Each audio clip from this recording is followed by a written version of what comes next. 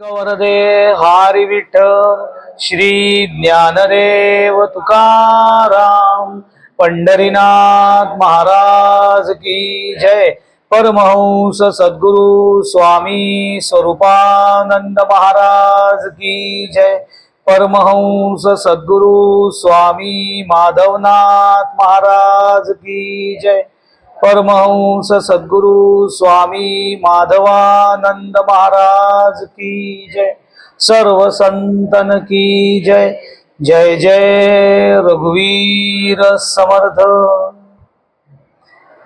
नमितो योगी थोर विरागी तत्वज्ञानी संत तो सत कविवर परात पर गुरु ज्ञानदेव भगवंत। श्रीराम। आज विशेष दिवस आहे, गुरुपौर्णिमेचा कार्यक्रम आहे, ही तर गोष्ट आहेच, पण योग असा आहे की आज आपले सद्गुरु स्वामी माधवानंद यांचा तारखेनी वाढदिवस आहे।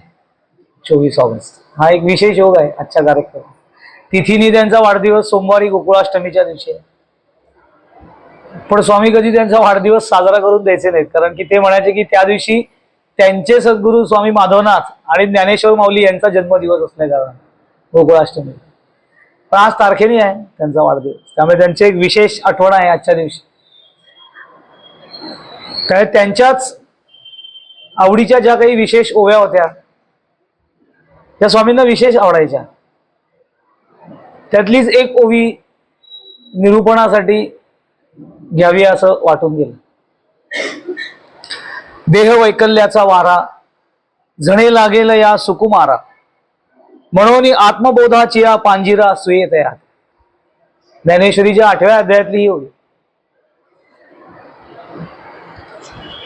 ही ओवी येण्याचं मुख्य कारण हे मनाच्या श्लोकावरती एकदा चिंतन चालू होतं, आणि त्याला मनाच्या श्लोकांमधला एक फार महत्वाचा श्लोक आहे। भय व्यापिले सर्व ब्रह्मांड आहे, भयातीत ते संत अनंत पाहे। जया पाहता द्वैत काही दिसेना, भय मानसी सर्वथाही असे। ही ओवी हे मनाचे श्लोक वाचत असताना, क्रमवार मनाचे श्लोक वाचत असताना ज्याला हा श्लोक समोर आला त्याला असं वाटलं की एका ठिकाणी समर्थांनी मनाच्या श्लोकामध्ये भवाच्या भये काय भीतो सलंडी, धरी रे मना धीर धाकासी सांडी असं सांगितलेलं आहे। एकीकडे ते सांगतात घाबरतोस कशाला, भीती कशाला बाळगतोस, आणि तेच समर्थ लगेच पुढच्या 136व्या श्लोकामध्ये म्हणतात की भय व्यापिले सर्व ब्रह्मांड आहे, की सगळं ब्रह्मांड भयाने व्यापलेलं आहे। म्हणजे एकीकडे ते भिऊ नको सांगतायत आणि एकीकडे जाऊन सांगतात की नाही ते स्वाभाविक आहे, कारण की सगळं ब्रह्मांडच भयाने व्यापलेलं आहे। तो विरोधाभास वाटतो असा, आणि त्याच्यावर चिंतन करत असताना जणू काही समर्थ जे सांगतायत त्याचं उत्तर माऊलींनी जणू देऊन ठेवलेलं आहे। अशा ताटात त्या 8व्या अध्यायातली ओवी समोर आली की तिथे ज्ञानेश्वर महाराज असं म्हणतात, देह वैकल्याचा वारा झणे लागेल या सुकुमारा, म्हणून आत्मबोधाची या पांजिरा सुये तयार। खूप महत्वाची ओवी। काही वेळेला असं वाटतं की हे काय आता आजचा आज गुरुपौर्णिमेचा इतका महत्वाचा छान दिवस आहे आणि तुम्ही हे कुठे भय व्यापिले वगैरे काय काय घेताय, देह वैकल्याचा वारा वगैरे। परंतु तसं नाहीये, त्याचा संबंध शाब्दिक अर्थाने घेतला तर असं वाटतं की की देह वैकल्याचा वारा असं जेव्हा माऊली म्हणते तेव्हा ते असं म्हणतात की मरण प्रसंगी शरीराला ज्या होणारे क्लेश असतात, मृत्यूचे जे विविध क्लेश आहेत, मृत्यूचे आत्मक्लेश आहेत, देह क्लेश आहेत, त्या क्लेशांचा वारा माझ्या सुकुमल अंतःकरणाच्या भक्तांना छळेल, म्हणून मी त्या भक्तांना आत्मज्ञानाच्या पिंजऱ्यामध्ये घालून ठेवतो असं माऊली। आता ही एक भीती आहे अंतःकरणामध्ये। भीती अनेक प्रकारची आहे, मी तुम्हाला सांगतो। म्हणजे अगदी जन्माला आल्यापासून लहान मुलांना भीतीचं बाळकडू बांधलं जातं। म्हणजे कशावरून? सगळ्यात पहिली भीती बागुलबुवाची घातली जाते। बागुलबुवा आहे म्हणजे लहानपणापासूनच त्याच्यावरती पहिलं बाळकडू काय असतं तर भीतीचं बाळकडू असतं। तिथे जाऊ नकोस, तिथे बागुलबुवा आहे। भीतीचे अनेक प्रकार असतात। काही वेळेला एक सांगतो तुम्हाला की भीती हा जो प्रकार आहे हा काही वेळेला काही गोष्टी चांगल्या घडाव्या त्याच्यासाठी पण वापरला जातो, कारण भीती ही अंतःकरणाची एक स्टेज आहे, एक मानसिकता आहे त्याची, की कुठल्या तरी गोष्टीपासून मला असुरक्षितता वाटणं ही जी अंतःकरणाची स्थिती असते त्याला भय असं म्हटलं। ते वेगवेगळ्या वयामध्ये वेगवेगळ्या पातळीवरती आणि वेगवेगळ्या पद्धतीचं असतं. पण त्याची सुरुवात अगदी लहानपणापासून होते, की पहिले बागुलबुवापासून सुरुवात होते आणि ती नंतर डायरेक्ट मृत्यूच्या भीतीपर्यंत जाते. काय काय चतुर लोक असतात ते या भीतीचा योग्य वापर पण करून घेतात. म्हणजे मी चतुर हा शब्द वापरलाय, हा चांगल्या अर्थी वापरलेला आहे, लक्षात ठेवा. कारण मी ज्यांचं उदाहरण देणार आहे ते सगळे सामान्य लोक नाही, ते फार मोठे आहेत. हे आपल्याकडचे ऋषी मुनी जे सगळे होऊन गेले, मोठे मोठे सगळे महर्षी, हे फार चतुर होतेच नाही, त्यात काही प्रश्नच नाही. बुद्धिमान होते हे म्हणणं म्हणजे आपण त्यांना सर्टिफिकेट देण्याची काही गरज नाहीये, पण ते चतुर होते हे मात्र नक्की. विशेषता होती त्यांची. मी तुम्हाला एक उदाहरण देतो की भीती कशा कशा अंगाने जाते आणि काय एक्झॅक्टली ज्ञानेश्वर महाराजांना याच्यातनं सांगायचं, काय समर्थांना याच्यातनं सांगायचं. पूर्वी ना आपल्याकडे अशी पद्धत होती, फार पूर्वी. आता ते फार मागे पडलेलं आहे, आता त्याचा रिव्हर्स इफेक्ट पण झालेला आहे, त्या गोष्टी सगळ्या मागे पडल्यामुळे. फार पूर्वी अशी भीती घातली जायची लोकांना की घराच्या समोर जर पिंपळाचं झाड असेल, मोठं मोठं झाड, म्हणजे 20-22 वर्ष वाढलेलं जे झाड असतं, मोठं झाड असतं, असं जर घरासमोर पिंपळाचं झाड असेल तर ते तोडायचं नाही, म्हणजे मारून टाकायचं नाही. ते का? जर मोठं पिंपळाचं झाड जर का मारलं तर घरामधल्या नवरा किंवा बायकोचा अकाली मृत्यू होतो. वडाचं झाड तोडू नये, कारण वडाचं झाड जर तोडलं तर घरामधील आई वडिलांपैकी कोणाचा तरी अकाली मृत्यू होतो. तुम्ही नीट क्रम लक्षात ठेवा मी काय सांगतोय. पिंपळाचं झाड तोडलं तर नवरा बायकोंपैकी अकाली मृत्यू होतो. वडाचं झाड तोडलं तर आई वडिलांपैकी वडीलधाऱ्या मंडळींचा अकाली मृत्यू होतो. आंब्याचं, कडुलिंबाचं, बेलाचं झाड जर तोडलं तर घरामधील लहान मुलांचा अपमृत्यू होतो. आता ह्या सगळ्याला पुढच्या काळामध्ये अंधश्रद्धा अंधश्रद्धा अंधश्रद्धा म्हणून एडवलं गेलं.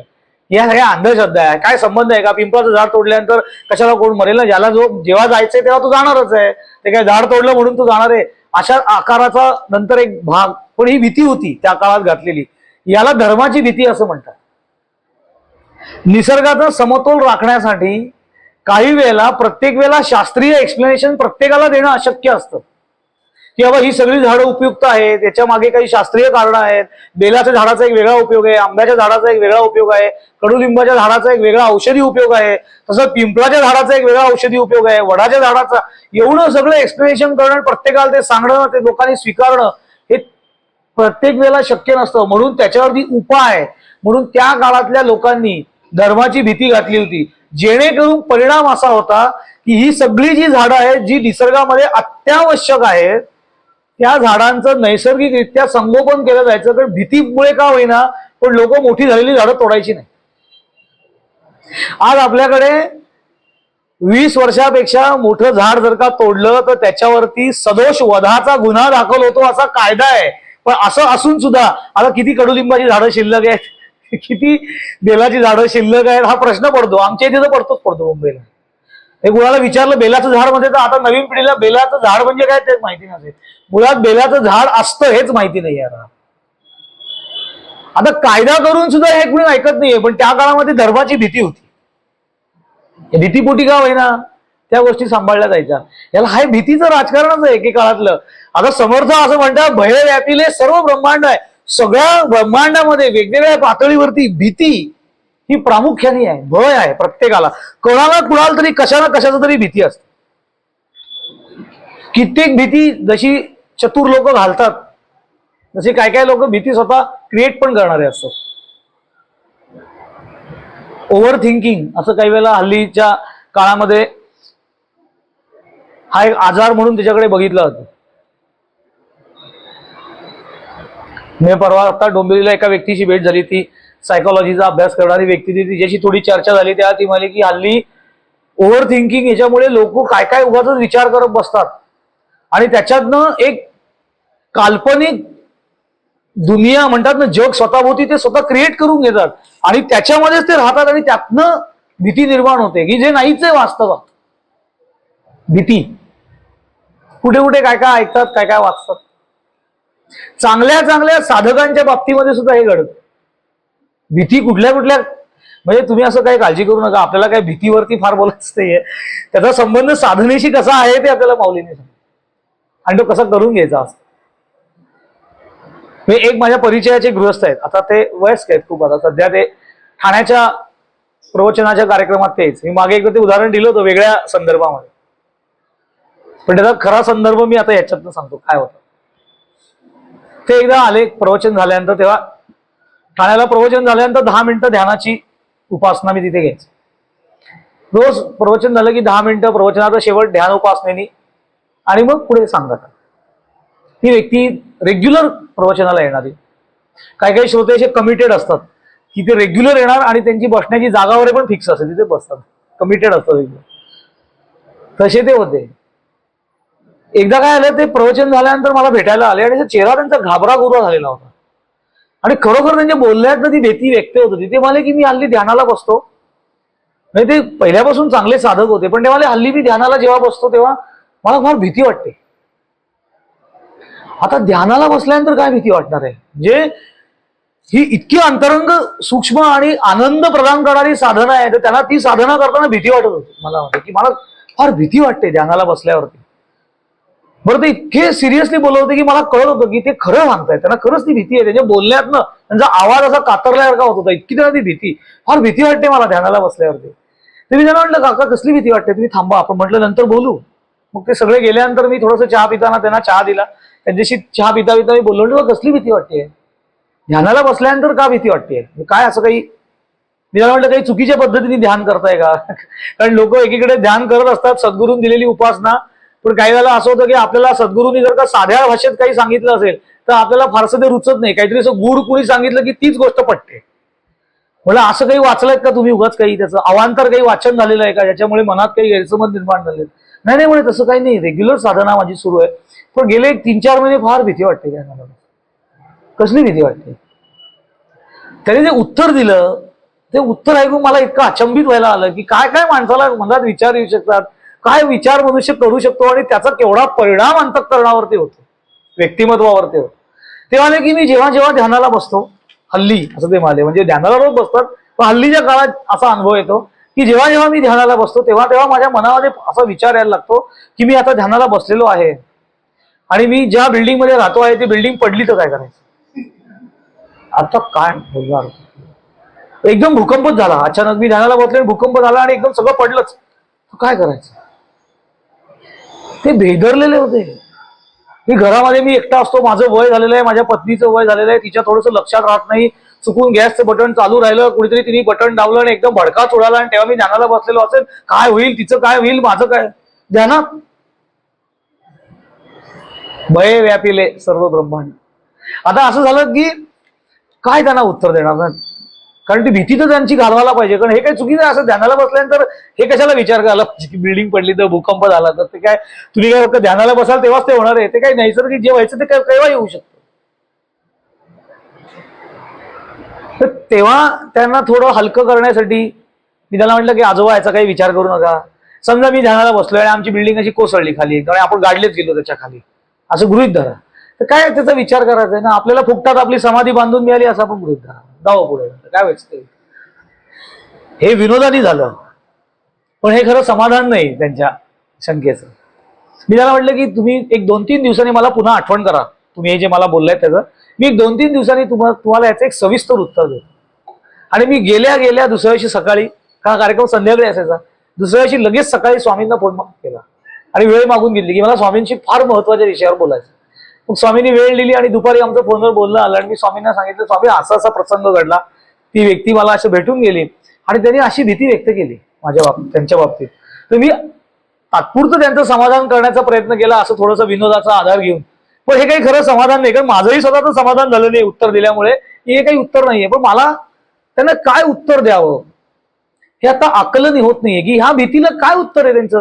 कारण आता असं कुणाच्याही मनात येऊ शकतं, आता आलंय मनात, ते काय आता ते ठरवून त्यांनी आणलं नसेल, पण कुठेतरी काहीतरी चर्चा झाली असेल, कधीतरी काहीतरी माणूस एकटा असला की ते म्हणतात ना की एम्प्टी माइंड डेव्हिल्स हाऊस म्हणून, तसं ते काहीतरी चुकीचा विचार करत बसले असतील आणि कुठे कुठे काय काय वाचलेलं असतं. वर्तमानपत्र हा तर एक भन्नाट प्रकार आहे आपल्याकडचा की तो एकदम एक्स्ट्राच काहीतरी सांगत असतो, त्यामुळे ते काहीतरी डोक्यामध्ये घुसलेलं असेल. स्वामी म्हणाले की नाही, एक लक्षात घे की असं होतं काही वेळेला, पण म्हणे त्यांना त्यांच्याच भीतीचा वापर साधनेसाठी करायला सांग. तुम्हाला इतकं आश्चर्य वाटलं की आता ह्या भीतीचा वापर साधनेला कसा करणार आहे ते? त्याला मी सांगतो तुला. ते काय म्हणाले की मी ध्यानाला बसतो आणि इमारत पडली तर काय करायचं.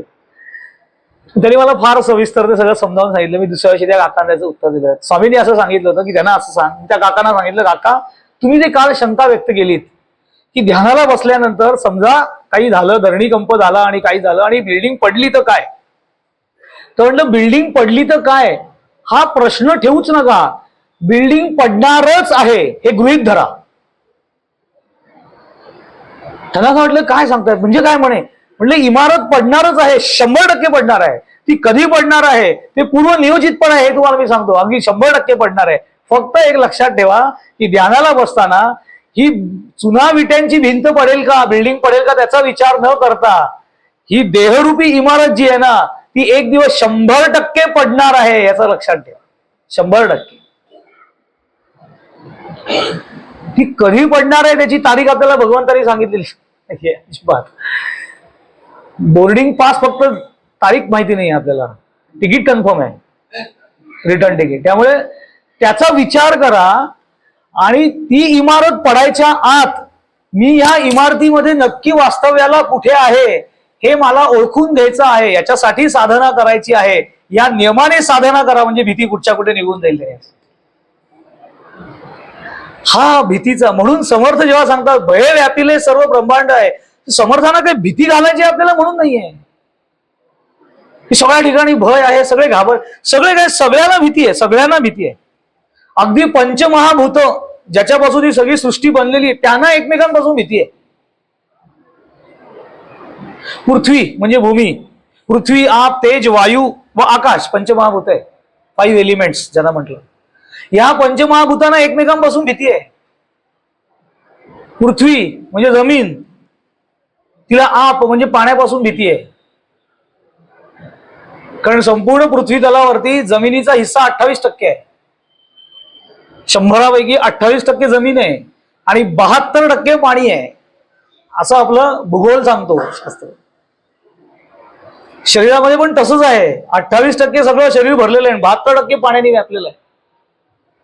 पण त्या 72%, 28% जमिनीला सुद्धा 72% पाण्याची भीती आहे की कधीही प्रलय माजून हे सगळं गिळंकृत करू शकतो. प्रत्येकाला भीती आहे. तशी पाण्याला भीती, जमिनीला पाण्यापासून भीती आहे, दोघांना एकमेकांपासून भीती आहे. अग्नीला पाण्यापासून भीती आहे.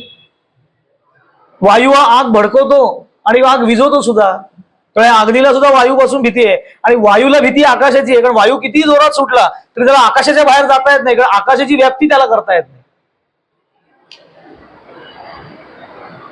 आणि सगळ्यात महत्वाची भीती जी सदैव आपल्या पाठीशी आहे, ज्या पंचमहाभूतापासून ही सृष्टी बनलेली आहे त्याच पंचमहाभूतांपासून ही सृष्टी पण बनलेली आहे, हा देह बनलेला आहे. आणि ह्या पंचमहाभूतांपासून बनलेला देह त्याला सुद्धा एक अनामिक भीती कायम मागच्या पाठीची असते, ती म्हणजे मृत्यूची भीती. समर्थ असं म्हणतात, मृत्यू काळ काठी निकी बैसे बळीयांचे मस्तकी, महाराजे बळीये लोकी राहो न सकती, सरता संचिताचा शेष नाही क्षणाचा अवकाश, भरता न भरता निमिष जाणे लागे. अख्खा 3ऱ्या दशकामध्ये समर्थांनी 9वा समास अख्खा मृत्यू निरूपणाचा लिहून टाकलेला आहे. एकमेव ग्रंथ असा आहे की ज्या ठिकाणी मृत्यूवरती विवेचन केलेलं आहे समर्थांनी. अख्खा समास मृत्यूवर लिहिलेला आहे आणि वैशिष्ट्य आहे त्या समासाचं. आता ही भीती आहे का मृत्यूची? 100% भीती असते आपल्याला. फक्त मृत्यूची भीती असते असं नाही. मृत्यूच्या अनुषंगाने आपण सतत एका भीतीच्या वातावरणामध्ये राहत असतो. जसं जसं आपला काळ पुढे जातो, विशेषतः जसं आपल्या वयामध्ये स्थित्यंतर व्हायला लागतं, तसं तसं भीतीचं स्वरूप बदलायला लागतं. कारण आपण ज्या दृश्य जगामध्ये राहत असतो ते सगळं दृश्य जगत हे एक ना एक दिन जाणारं आहे हे आपल्याला ऐकून खूप माहिती आहे, पण आपण ते स्वीकारलेलं नसतं, तितकं स्वीकारलेलं नसतं जितकं स्वीकारायला पाहिजे. त्यामुळे आपण सगळे सुखामध्ये असताना सुद्धा काही वेळेला असे म्लान चेहरे असतात आणि संत काही वेळेला अतिशय प्रतिकूल परिस्थितीत असून सुद्धा प्रसन्न असतात. म्हणजे स्वामी माधवनाथ मोठे स्वामी पॅरालिसिसचा अटॅक येऊन गेला होता. त्यांच्या शरीरावरती तर अनेक आजार झाले. त्यांना छातीच्या वॉलचं ऑपरेशन झालं होतं, पोटाच्या आतड्याचं ऑपरेशन झालेलं होतं, पॅरालिसिसचा अटॅक आलेला होता. बरं तक्रार करत नव्हते, कारण तसं पाहायला गेलं तर शरीर कमावलेलं होतं. टेनिसपटू होते, म्हणजे स्पोर्ट्समन होते, त्याने शरीर एका विशिष्ट पद्धतीने कमवलेलं होतं. शरीर सौष्ठव स्पर्धेत त्यांना पुन्हा श्री मिळालेली होती. आता एखादा म्हणेल की इतकं शरीर चांगलं सांभाळलं तरी पॅरालिसिसचा अटॅक काय यावा त्यांना आला, त्यांना हार्टचा प्रॉब्लेम का व्हावा झाला, त्यांना आतड्याचा प्रॉब्लेम का व्हावा झाला. पण त्याच्याबद्दल त्यांनी तक्रार नाही केली. एकदा मी त्यांच्या प्रवचनाला गेलो होतो, त्याला ते प्रवचन संपल्यानंतर माझ्या अपार्टमेंटमध्ये त्यांच्याच तिथे प्रवचन असायचं, समोरच्या हॉलमध्ये प्रवचन आणि मग तिथे समोर त्यांचं घर होतं. प्रवचन झालं की स्वामी असं सगळ्यांना नमस्कार करत करत त्यांच्या घरी जायचे. दुतर्फा लोक सगळी उभी असायची त्यांना नमस्कार करायला. तर जाताना तेव्हा त्यांना पॅरालिसिसचा अटॅक येऊन गेलेला होता. म्हणजे एक बाजू त्यांची निकामी होती झालेली, थोडी विकलांग होती, ते काठी घेऊन चालायचे. एक मुलगी होती त्यांच्याकडे प्रवचनाला आलेली, आम्ही तिथे होतो त्यावेळेला. त्या मुलीने असं स्वामींकडे बघितलं आणि तिच्या डोळ्यात पाणी आलं एकदम. तर स्वामी असं चेहरा इतका स्वामींचा प्रसन्न त्या ह्याच्यात. स्वामी मला काय झालं, का रडतेस? तर ती म्हणाली की स्वामी मला तुम्हाला असं बघितलं की खूप वाईट वाटतं, की तुम्हाला का असं झालं, असं तिने प्रश्न केला. असं एक आपल्याला स्वाभाविकता असतं ना की एवढे मोठे संत आहे, संतांना सुद्धा असं होत असेल तर त्यांना कशाला झालं असं त्रास पॅरालिसिसचा वगैरे. तुम्हाला असं बघितलं की खूप वाईट वाटतं, तुम्ही यातनं बरे कधी होणार, असं तिने प्रश्न विचारला स्वामींना. तर स्वामींनी इतकं छान उत्तर दिलं. स्वामी असं म्हणाले, अगं बरं होणं न होणं काही महत्वाचा भाग नाहीये. इमारत आहे म्हणाले, जेव्हा नवीन होती तेव्हा छान होती, पण जशी जशी इमारत जुनी होते तशी तशी थोडी थोडी डागडुजी करावी लागते, थोडा रंगकाम पुन्हा करायला लागतं, थोडा चुना पुन्हा भरावा लागतो.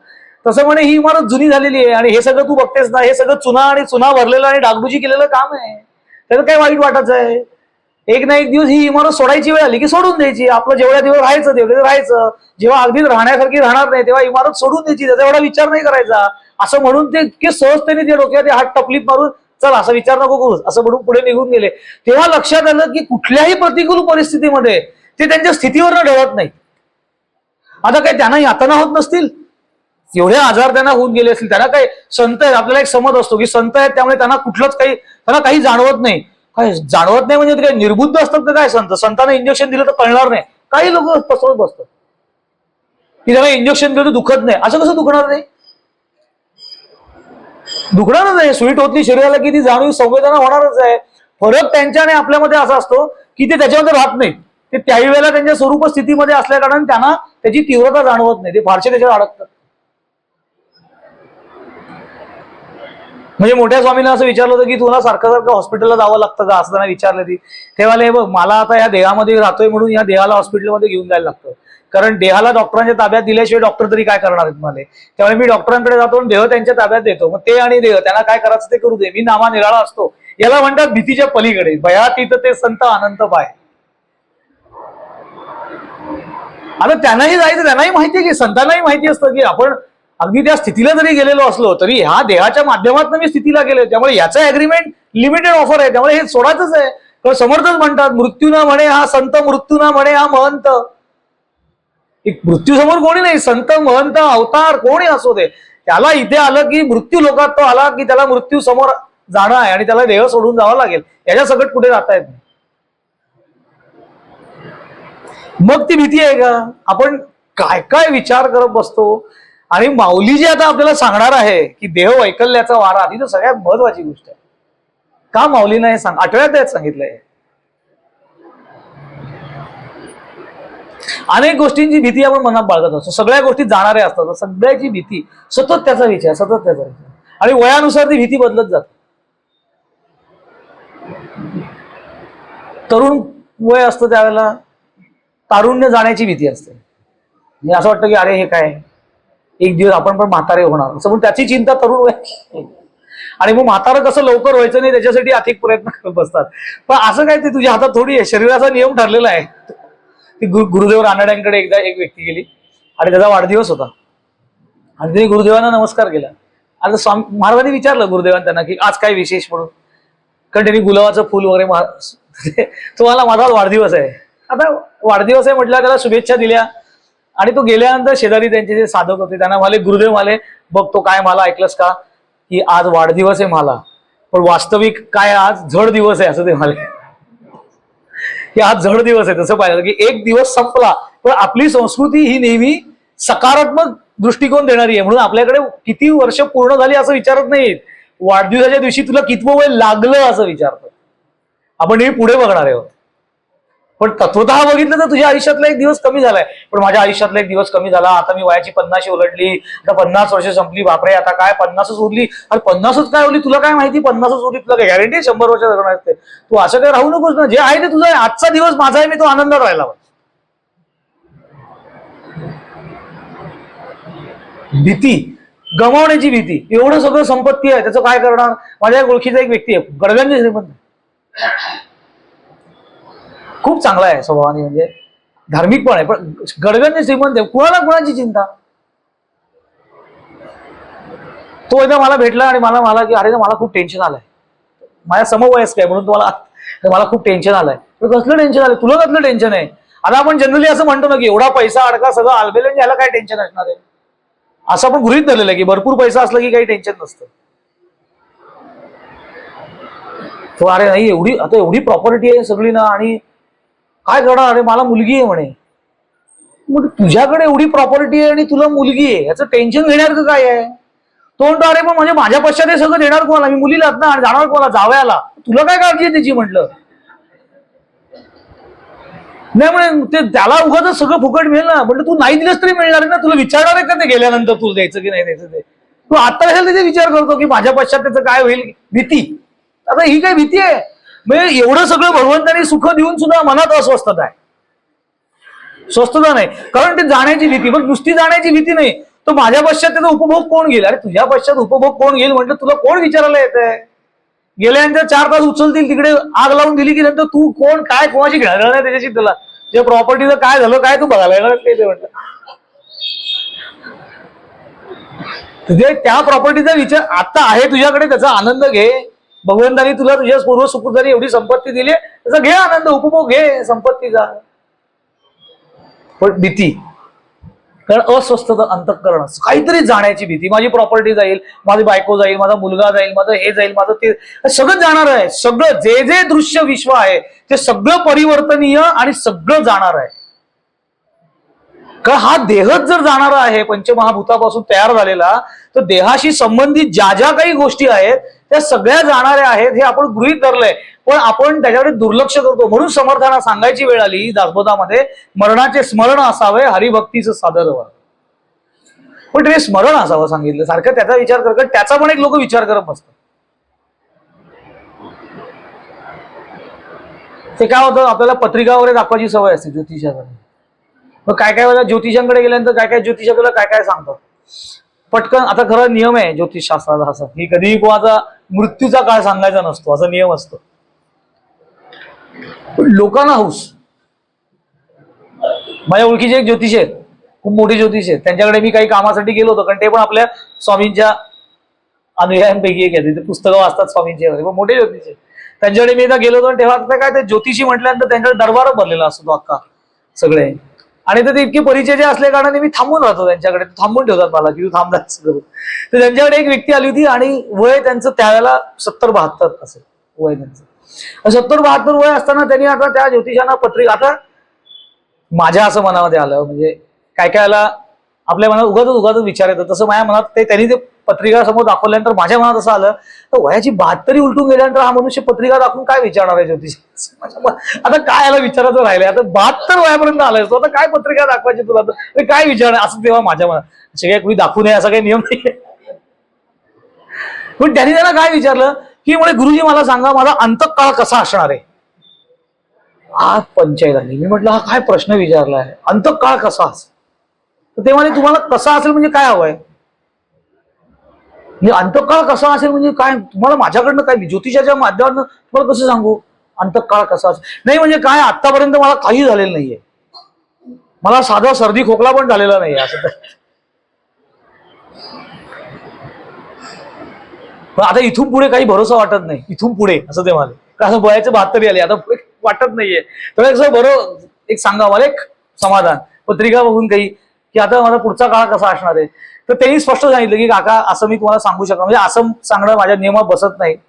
मी तुम्हाला एवढंच सांगू शकतो तुमच्या ग्रहमानानुसार की थोडीशी फक्त शरीराची आता काळजी घ्या, फार दुर्लक्ष करू नका, निष्काळजी राहू नका, असं मी एवढंच सांगेन तुम्हाला. पण तुम्ही मला विचाराल की काय असेल, कधी जाईल, कधी माझा काळ असेल, कधी तो काळ जाऊ, असं मला काही विचारू नका, का असं सांगायला आम्हाला परवानगी नाहीये. पण परिणाम त्याचा असा झाला, मी त्यांना ऑब्झर्व्ह करत होतो, त्यांनी त्याच्या पद्धतीने ते टाळलं. पण तिथनं गेल्यानंतर मी त्यांचा चेहरा ऑब्झर्व्ह करतो, ते येईपर्यंत त्यांचा चेहरा जेवढा मोकळा होता तेवढा जाताना ते स्वतः ताण विकत घेऊन गेल्यासारखे गेले होते. कारण त्यांनी सांगितलं की इथून पुढे निष्काळजी राहू नका. म्हणजे आता काहीतरी होणार पुढे. म्हणजे कित्येक वेळेला मन चिंती ते वैरीनं चिंती म्हणून तुकाराम, मी मला नेहमी गंमत वाटते की समर्थांनी 205 मनाचे श्लोक लिहिले आणि तुकाराम महाराजांना पण माहिती होतं, दोघे समकालीन आहे. तुकाराम महाराजांनी एका अभंगातच सगळं सांगून टाकलं, मन करारे प्रसन्न सर्व सिद्धीचे कारण. आता ते विचार घेऊन ते गेले डोक्यामध्ये की आता काय होणार, मग उद्याच काही झालं तर, इकडनं जाताना ऍक्सिडेंटच झाला तर, गाडीने उडवलं तर, एक ना एक 50 गोष्टी. म्हणजे नसेल तरी त्याच विचारात पुढे जाऊन धडकाच्या गाडीला कशाला उद्योग करायचे हे भीती. याचं मुख्य कारण असं असतं की आपल्याला जे सद्गुरूंनी दिलेलं आहे ते नक्की काय आहे आणि ते कशा पद्धतीने अवलंबायचं त्याच्याकडे दुर्लक्ष करून आपण नसत्या गोष्टींची चिंता करत असतो. भगवद्गीतेमध्ये भगवंताने अर्जुनाला सांगितलं, अशोच्यान व शोच्यस्तम प्रज्ञावादांश भास गतासु अन गतासूच नानु शोच्यंती पंडिता. शोक करू नये अशा गोष्टींचा तू शोक करतोस आणि वर्ण पांडित्याच्या गोष्टी मला शिव. हे आपल्यासाठी आहे, लक्षात ठेवा. अर्जुनाच्यासाठी, अर्जुन निमित्त आहे, हे सगळं आपल्यासाठी गेलेलं आहे भगवंताने. नाही त्या गोष्टींची चिंता आणि मलाच वर्ण पांडित्याच्या गोष्टी, ते स्मशान वैराग्य वगैरे आपण धमाल करत असतो आपल्या आयुष्यामध्ये. एक एक सगळे नकळत हे सगळ्या गोष्टी घडत असतात, पण आपल्याला कळत नाही कारण आपण अलर्ट नसतो. कुठे सावध व्हायला पाहिजे आणि कसं राहिलं पाहिजे. मग ज्ञानेश्वर महाराज काय सांगतात ते आपल्याला कळेल की त्यांनी असं का सांगितलं की देह वैकल्याचा वारा जणे लागेले या सुकुमारा. आणि नक्की ते काय सांगतायत.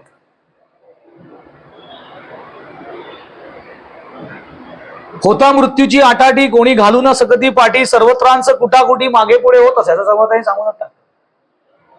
कुणीतरी पुढे जाणार कुणीतरी मागे जाणार, ते काय ते चाललेलं असतं, ते काय आपल्या हातामध्ये.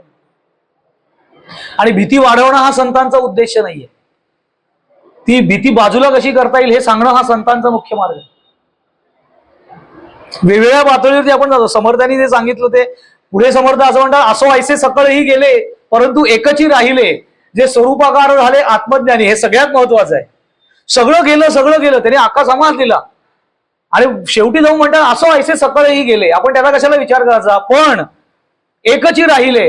एक मात्र सांगतो की त्यांना मात्र मृत्यू नाही, कधीही मृत्यू स्पर्श करू शकत नाही. कोण? जे स्वरूपाकार झाले आत्मज्ञानी. क्लिअर कट सांगतो, जे स्वरूप स्थितीला गेले त्यांना आत्मज्ञान प्राप्त झालं, त्यांना मृत्यूचा भय नाही, कारण मृत्यू त्यांना स्पर्शच करत नाही, कारण ते राहिले असं म्हटलेलं आहे. ते कुठेच जात. आणि हे खूप महत्वाचं आहे.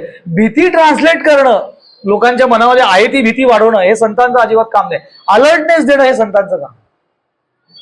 आपल्याकडे वैराग्याचे प्रकार सांगितलेले आहेत भागवतामध्ये. स्मशान वैराग्य, आनंद वैराग्य, संतोष वैराग्य आणि ज्ञान वैराग्य असे वैराग्याचे प्रकार आहेत सांगितलेले. त्यातला आपल्या वाटेला जे नित्य वैराग्य असतं ते म्हणजे स्मशान वैराग्य. पुढच्याचा आपला काही संबंधच नसतो तिन्हीचा, कारण आपण तिथे जातच नाही, आपण त्याचा विचार करत नाही. आम्ही स्मशान वैराग्य. स्मशान वैराग्य म्हणजे, स्मशान या शब्दाचा अर्थ इथे असा आहे, स्मशान वैराग्य म्हणजे प्रासंगिक उद्भवलेलं वैराग्य.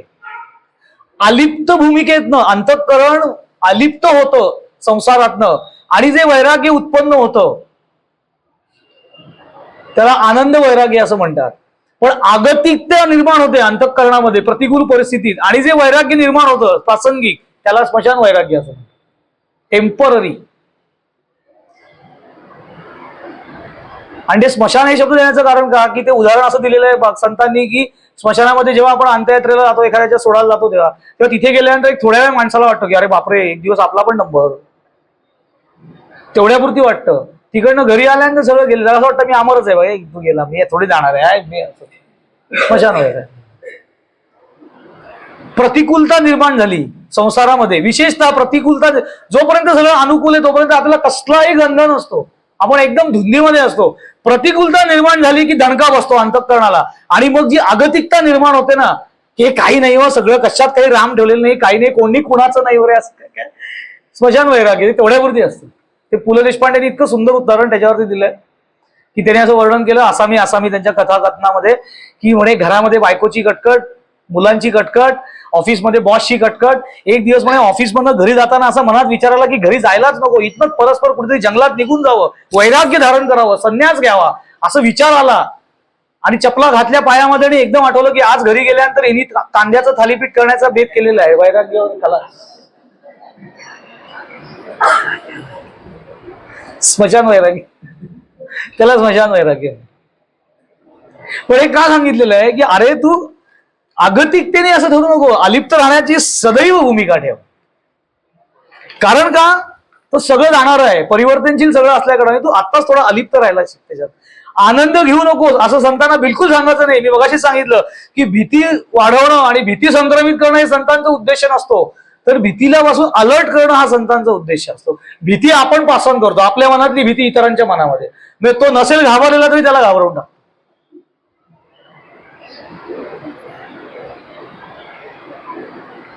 स्वामींनीच एक गोष्ट सांगितली त्यांच्या प्रवचनामध्ये. एक डॉक्टर होते, त्यांच्या ऑपरेशनसाठी गेले आणि ज्या पेशंटचं ऑपरेशन करायचं होतं पोटाचं ऑपरेशन करायचं, तो पेशंट इतका घाबरला होता ऑपरेशनला जायला, घाबरल्यामुळे त्याचं बीपी एक तर वाढायचं तरी कमी तरी व्हायचं, त्यावेळी ऑपरेशन करता यायचं नाही. डॉक्टर माझे नाही, आज ऑपरेशन होणार नाही, बीपी वाढलाय, दुसऱ्या दिवशी कमी झालंय, ते स्टेबल झाल्याचे ऑपरेशन कसं करणार. तर 2-3 दिवस तेच चाललं होतं नुसतं. आज आता ऑपरेशन थिएटरमध्ये नेणार म्हटलं, अनेस्थेशिया यायचं म्हटलं की यांचं बीपी वर खाली.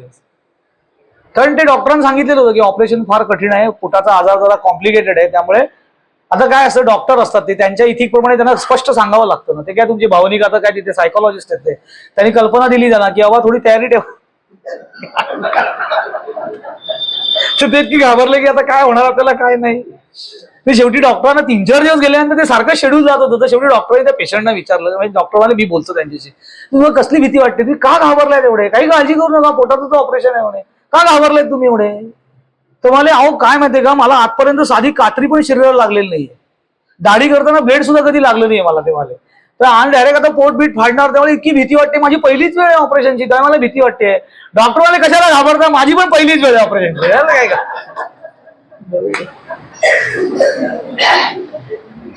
भीती संक्रमित करणं हे आपलं काम असतं, आपल्या मनातली भीती समोरच्यात संक्रमित करणं, असं संत करत नसतात. खूप छान. भीती हा एक भाग संतांनी याच्यावरती इतकी विविध भाषा केलेली आहे. माऊलींनी त्याच्यावरती कळस चढवलेला आहे. जी ओवी मी घेतली ती त्या ओवीकडेच आपण जाणार, पण तिथे जाईपर्यंत ती का ओवी घेतली ते समजून घ्यायला पाहिजे. एक्झॅक्टली त्यांना काय वैचारिकता जी आपली असते ना, ती फार महत्वाची आहे. की मी काय विचार करतो आहे रोज, मी चिंतन कशाचं करतो आहे, मी चिंता करतोय का चिंतन करण्यात वेळ जास्त घालवतोय. आपण जर नीट बघितलं तर बहुतांश वेळेला माझी चिंता, आपल्याला चिंता असते. एक तर भविष्यात काय घडेल याची चिंता, नाही तर भूतकाळात जे घडून गेले त्याच्या स्मृती काढत बघायच्या, की तेव्हा कोण कसं वागलं, मग असं झालं, मी आता लक्षात ठेवीन, मी कसं वागायला पाहिजे, अमुक तमुक. काही तिचं घेणं देणं नसतं, गेलं. तो काय काळ पुन्हा येणार नसतो पुन्हा. मग वाट बघायची मला कधी संधी मिळते त्याचं उत्तर काढायची वगैरे काय. खूप आपल्याला भरपूर वेळ असतो असले उद्योग करायला, आणि नंतर कळतं की अरे सगळा वेळ गेला आपला. तसं होता कामा नाही, म्हणून ते अलर्ट कर. भीती काय, भीती लोक कशी, तुम्हाला एकच गोष्ट सांगतो म्हणजे ना तो विषय अजून मोकळा होतो. पु ल देशपांडेंनी एक गोष्ट सांगितली. ते एकदा विमान प्रवास करत होते, त्यांनी सांगितलेलं त्यांचा अनुभव आहे की ते एकदा विमान प्रवास करत होते आणि त्यांच्या शेजारी प्रवासी बसला होता. आणि ते विमानात कसे काही लोक सरावलेले असतात विमान प्रवासाला, काही लोक नवीन असतात, त्यांना विमान प्रवासाचं कुतूहल पण असतं, आकर्षण पण असतं, पण भीती पण असते. वास्तविक सगळ्यात सुरक्षित प्रवास हा विमान प्रवास मानलेला आहे सगळ्या प्रवासांमध्ये. पण शेवटी इन्सिडेंट हे होतात प्रत्येकाच्या, त्यांना ती भीती. आता पु ल देशपांडे शेजारी बसले होते, तेव्हा मी शांतपणे डोळ्यावरती पट्टी ठेवून झोपलो होतो. ह्या गृहस्थांनी मला उठवलं. अहो तुम्हाला एक प्रश्न विचारायचा आहे. काय, विमानाला किती पायलट असतात? अरे तुला काय करायचं, किती पायलट, तुला जाऊन आलं तर विमान ते तू बस ना. तर नाही म्हणत, ते गुलामाले 2 असतात, एक कॅप्टन असतो, एक असिस्टंट को पायलट असतो, असं 2 पायलट असतात. पण 2 पायलट का असतात? पुढचा प्रश्न. एकाला चालवता येत नाही. तर देवाला आवत असं नाहीये, विमान आहे ते, एकमेकांच्या मदतीने ते पायलट. एखादा समजा एखाद्या पायलटला काही त्रास झाला असं गृहीत धरा, आता काय उत्तर देणार ना आपण, काय ते टेक्निशियन होत त्यातले, आपल्याला काय टेक्निकल नॉलेज आहे, 2 पायलट का पाहिजे आता. तर एखादा समजा काही त्रास झाला असं गृहीत धरा, त्याला काही अस्वस्थ वाटायला लागलं, तर त्याच्या सबस्टिट्यूट सबऑर्डिनेट त्याचा तिथे को पायलट असतो की तो ते विमान सांभाळतो. बरं असं म्हणून हे झोपले, ते झोपले. 5 मिनिटांनी अजून एक प्रश्न आहे, काय दोन्ही पायलटना त्रास झाला तर काय करायचं? पंचायत. आता पुलम आले की ह्या माणसाने माझ्या मनात ती भीती टाकली, मी नव्हतो विचार करत, तो विचार करायला लागलो की अरे हो रे, दोन्ही पायलटांना काय झालं तर काय करायचं, दोघेही पायलट आजारी पडले तर आपण गेलोच सगळे जण. अरे हे म्हणून मी विचार करतोय आणि त्या गृहस्थाकडे बघतोय, हाड हराडून झोपलेला, म्हणजे मला कामाला लावलं यांनी असं केलं. आणि मी एवढं का भीतीमध्ये की कधी आयुष्यात मी हा विचार विमानात केला नाही, त्या दिवशी विचार करत बसलो. पुढच्या याला विमानात जाताना म्हणे असं मनात आलं होतं की मला एक शेजारी कोपऱ्यातली कॉकपीटच्या मागची सीट द्या, असं कुणी नको, कोण प्रयत्न, भीती. कारण हे कशामुळे होतं, चिंतनामुळे होतं. नाही त्या गोष्टींना चिंतन आपण करत बसतो उगाच कारण नसताना. किती आपल्याकडे वेळ आहे, त्या वेळेचं नियोजन करत करत मी काय चिंतन केलं पाहिजे, माझं जीवन कसं व्यतीत केलं पाहिजे, त्याचा विचार करता करता सगळ्यात महत्वाची भीती जी असते ना, जी मी एक गृहीत धरून ठेवलेली आहे, पण ज्याला मला सारखं सामोरं जावं लागतं, ती भीती ज्ञानेश्वर महाराजांनी या ओवीतनं व्यक्त केलेली आहे. ती म्हणजे देह वैकल्याचा वारा. देह म्हटलेलं आहे, हे देहासंबंधित म्हटलेलं आहे, याची आत्म्याचा संबंध नाही. देहाच्या बाबतीत, स्पेसिफिक देहाच्या बाबतीत बोलतात. देह वैकल्याचा वारा जणे लागेल या सुकुमा. देह मी कितीही सांभाळायचा प्रयत्न केला, मग तो कोणीही असो, कारण माऊली ही ओवी 8व्या अध्यायामध्ये ज्यांच्याबद्दल म्हणतायत ते कुणी सर्वसामान्य नाही आहेत. तर त्यांनी असं म्हटलेलं आहे की माझे जे अनन्य भक्त आहेत त्यांच्याबद्दल मी हे बोलतो आहे, जे अनन्यपणे माझी भक्ती करत आलेले आहे. आणि ते अनन्यपणे भक्ती करत असताना सुद्धा प्रारब्धाच्या योगे त्यांना सुद्धा, त्यांच्या देहाला सुद्धा काही वैकल्पिक गोष्टींना सामोरं जावं लागतं. कारण असं मी गृहीत धरून टाकलेलं आहे की मी जर का देवाचा भक्त आहे, मी जर देवाची उपासना करतो आहे, मी जर सद्गुरूंचा अंकित आहे, मी जर सद्गुरूंचा अनुग्रहित आहे, तर मला काहीही होता कामा नये. आणि तसं झालं रे, झालं की माझी तक्रार सुरू होते. असं कसं झालं, आम्ही एवढं देवाचं करतो, असं आपलं आपण करतो, असं देवाचं करतो, आम्ही इतके चांगले वागतो जगामध्ये. जगात किती वाईट माणसं आहेत, किती वाईट वागत असतात, त्यांचं काही वाईट होत नाही, पण आम्ही आपलं कधी चांगलं वेगळं की आमच्याच बाबतीमध्ये का वाईट होतं. पहिला प्रश्न. कुणी सांगितलं की जगामध्ये जे वाईट वागतात त्यांचं वाईट होत नाही? भगवंत अजिबात पक्षपात करत नाही, तो त्याच्या त्याच्या कर्माप्रमाणे त्याला दान देत असतो. फक्त काय प्रश्न असतो की जे लोक मुळात वाईट वागत असतात ना, त्यांच्या बाबतीत त्यांच्या वाईट वागण्याच्या बदल्यात जेव्हा त्यांच्या बाबतीत वाईट होतं तेव्हा ते आपल्याला सांगायला येत नाही की माझ्या बाबतीत हे वाईट झालं, कारण का मी असा वाईट वागलेलो होतो म्हणून. कारण त्यांना त्यांच्या वाईट कृत्याची लाज वाटत असते. आणि म्हणून मी असं गृहीत धरून टाकलं की जे वाईट वागतात त्यांच्या बाबतीत काही वाईट होत नाही. असं होत नाही, बरोबर नियम ठरलेला आहे. आणि असं पण काही नाहीये की मी खूप चांगला वागतो आहे आत्ता, मग माझ्या बाबतीत काही होता का नाही. अरे तुला काय माहिती, तू काय उद्योग मागे करून ठेवले असतील ते, तुझा हिशोब आपल्याला थोडी मांडता येतो. तो भगवंतानी गीतेत नाही सांगितलं अर्जुनाला 2ऱ्या अध्यायामध्ये, तुला असं वाटतंय तू ह्यांना मारणार आहे, अरे पण हे आधी पण येऊन गेलेले, यांना एकदा आधी मरण आलेलं आहे, तुलाही आधी मरण आलेलं आहे, पुन्हा यांना जन्म मिळणार आहे, पण तू यांचे मागचे पुढचे जन्म जाणत नाहीस, मी जाणतो.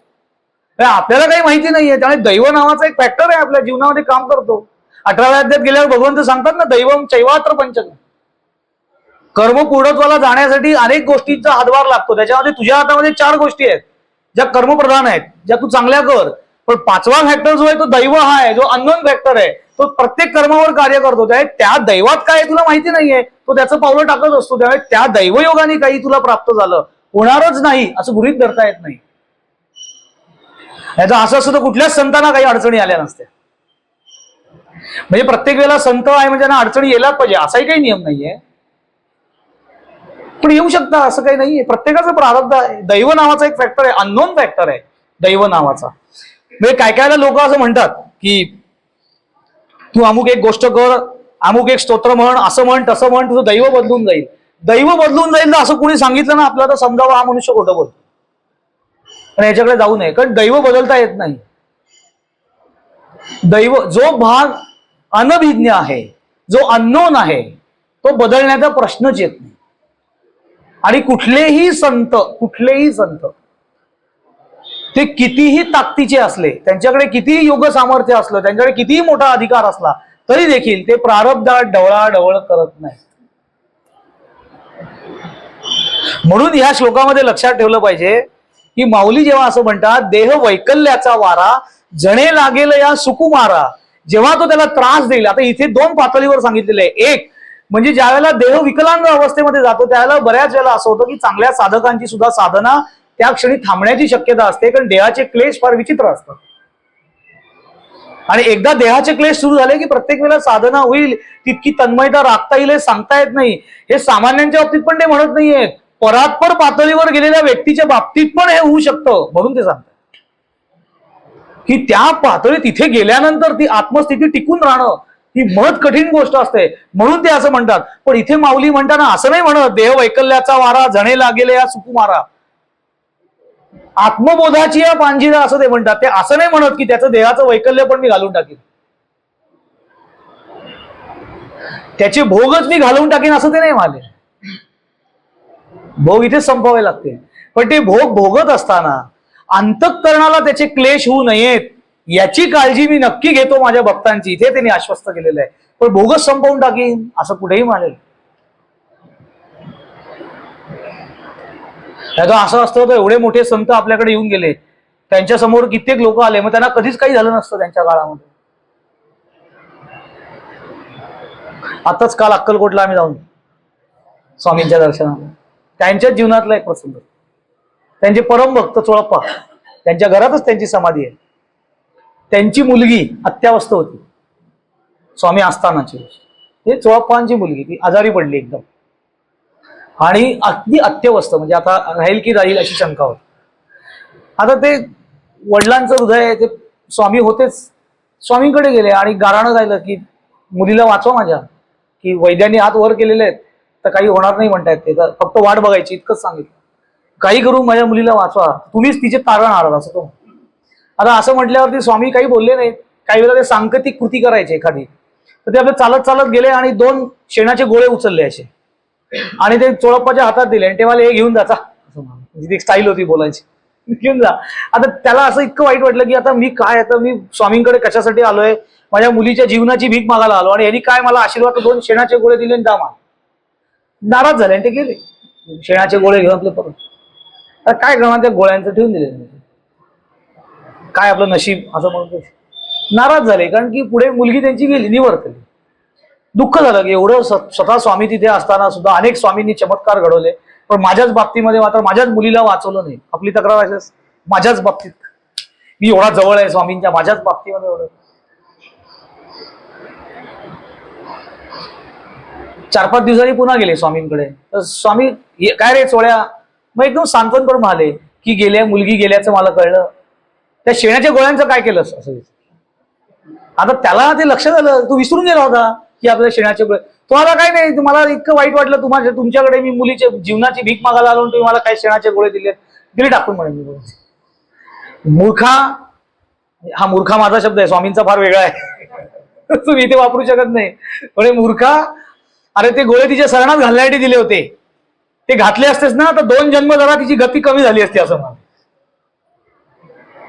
आता हे स्वामींचं बोलणं सांकेतिक असायचं, थोडं अतर्क्य असायचं, पण त्यातनं शिकण्याचा भाग असा आहे की त्यांना काही शक्य नसेल का ते करणं, कदाचित शक्य असेल, पण प्रारब्धात ढवळाढवळ नाही ना. ती पूर्वनियोजित गोष्ट आहे मृत्यू ही, ती होती तिचं तेवढं आयुष्य होतं, त्याला पचवायला शिकाल त्यांनी सांगितलं की येणारा प्रत्येक माणूस जाणार आहे, त्याचा विचार करतो, प्रारब्धात ढवळाढवळ नाही. पण त्या मृत्यूपर्यंत जाताना प्रत्येक वेळेला जायचं तर प्रत्येकाला आहे, पण तिथपर्यंत जाताना काही वेळेला त्या मृत्यूला सामोरं जाताना सुद्धा अनेक अडचणींना शरीराला सामोरं जावं लागतं. त्याला ते म्हणतात देह वैकल्याचा वारा जणे लागेल या सुकुमा, म्हणून आत्मबोधाची पांजिरा सुयेत.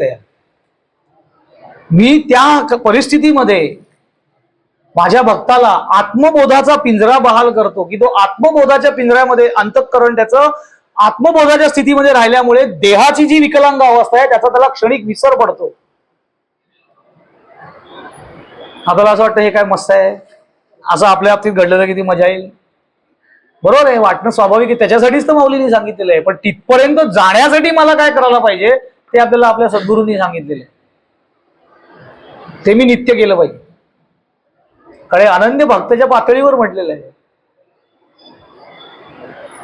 समर्थांनी सुद्धा एका ठिकाणी असं म्हटलेलं आहे की जयांचं ईश्वरी जिव्हाळा, जसं माऊली इथे म्हणते ना तसं समर्थ त्यांच्या भाषेमध्ये म्हणतात, जयांचा ईश्वरी जिव्हाळा ते भोगिती स्वानंद सोहळा, जयांचा जना वेगळा ठेवा अक्षयी, जे अक्षय सुखे सुखावले, संसार दुःख विसरले, विषयरंगी ओरंगले श्रीरंग रंगी. ज्यांचं अंतःकरण विषयांच्या कडून निर्माण होणाऱ्या म्हणजे विषयांपासून प्रापंचिक गोष्टींमधून जे सुख प्राप्त होतं त्या सुखांच्या बाबतीमध्ये अंतःकरण ओरंगलेलं आहे, म्हणजे त्याला ओलांडून पुढे गेलेलं आहे आणि ते अंतःकरण रूपी श्रीरंगाच्या अनुभूतीमध्ये रंगून गेलेले आहेत. श्रीरंग रंगी जे रंगले, आणि ते कसे रंगले, जे संसार दुःख विसरले,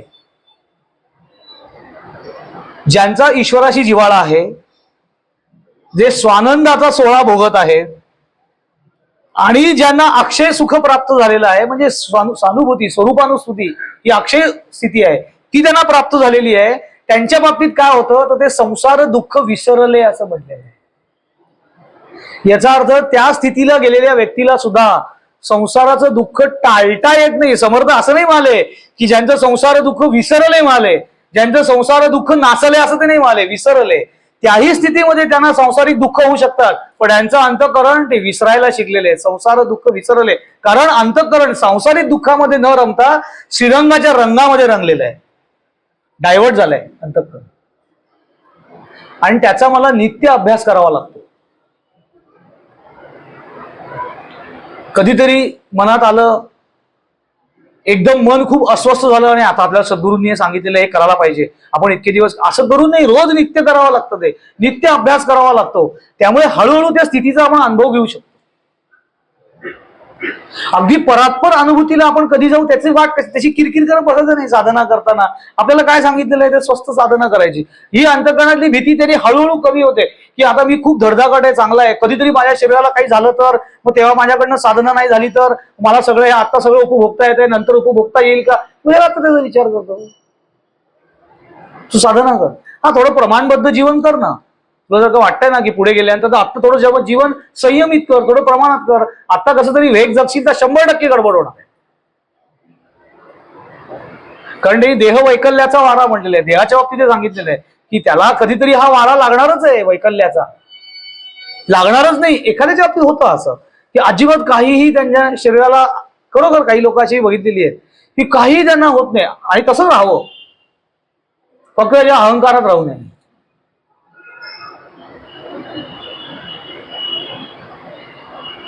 माझं एकदा प्रवचन झालं होतं कल्याणला, तिथे असतं, ते एक व्यक्ती मला भेटायला आली, वयस्क होती, काठी होती त्यांच्या हातात, पण एकदम ताट आले आणि आले आणि प्रवचन झालेलं होतं आणि माझ्या समोर उभे राहिले आणि एकदम मला प्रश्न केला, सांगा बघा बरू माझं वय किती. असं असं कसं सांगणार कोणाचं वय आपण, असं सांगा बघू माझं वय किती, असं ते एकदम त्यांनी माझ्या अंगावर. अरे काय सांगणार मी वय किती.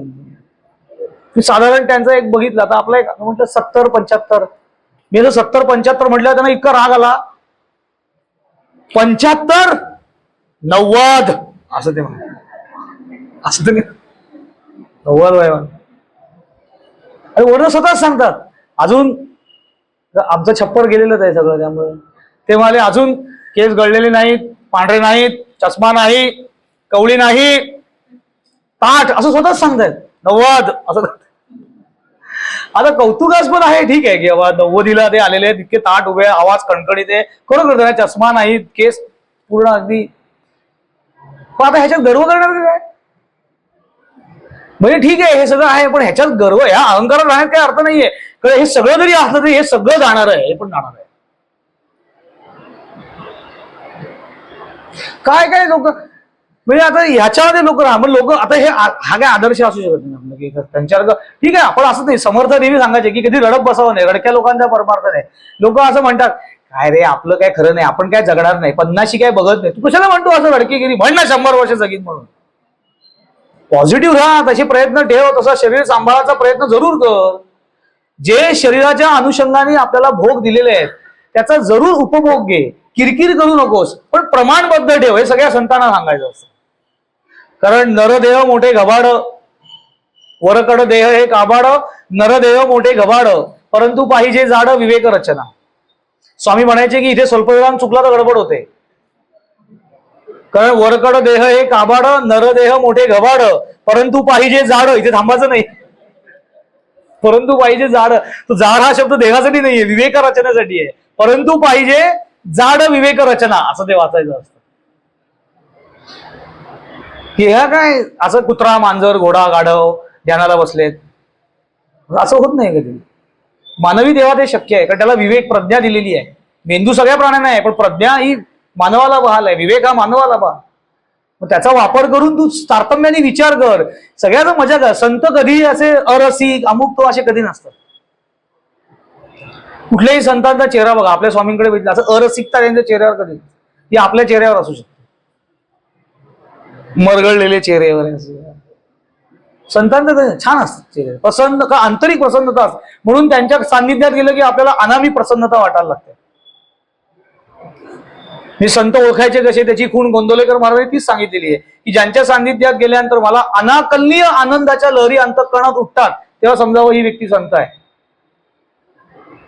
किंवा ज्याच्याकडे गेल्यानंतर मला जे हवं आहे त्यातलं तो काहीही देणार नाही याची पक्की खात्री पटल्यानंतर सुद्धा तिथे थांबावं असं वाटतं, तो संत आहे असं महाराज म्हणायचं. हे त्यांच्या अंतःकरणाची स्थिती असते. स्वामींच्या सहवासात राहिल्यानंतर, सद्गुरूंच्या सहवासात राहिलं तर बरोबर तिथे त्यांच्या समोर असल्यानंतर आपल्या मनात असले काही विचार येत नाहीत. तिथनं घरी गेलं की आपलं पुन्हा विचार चक्र होतं.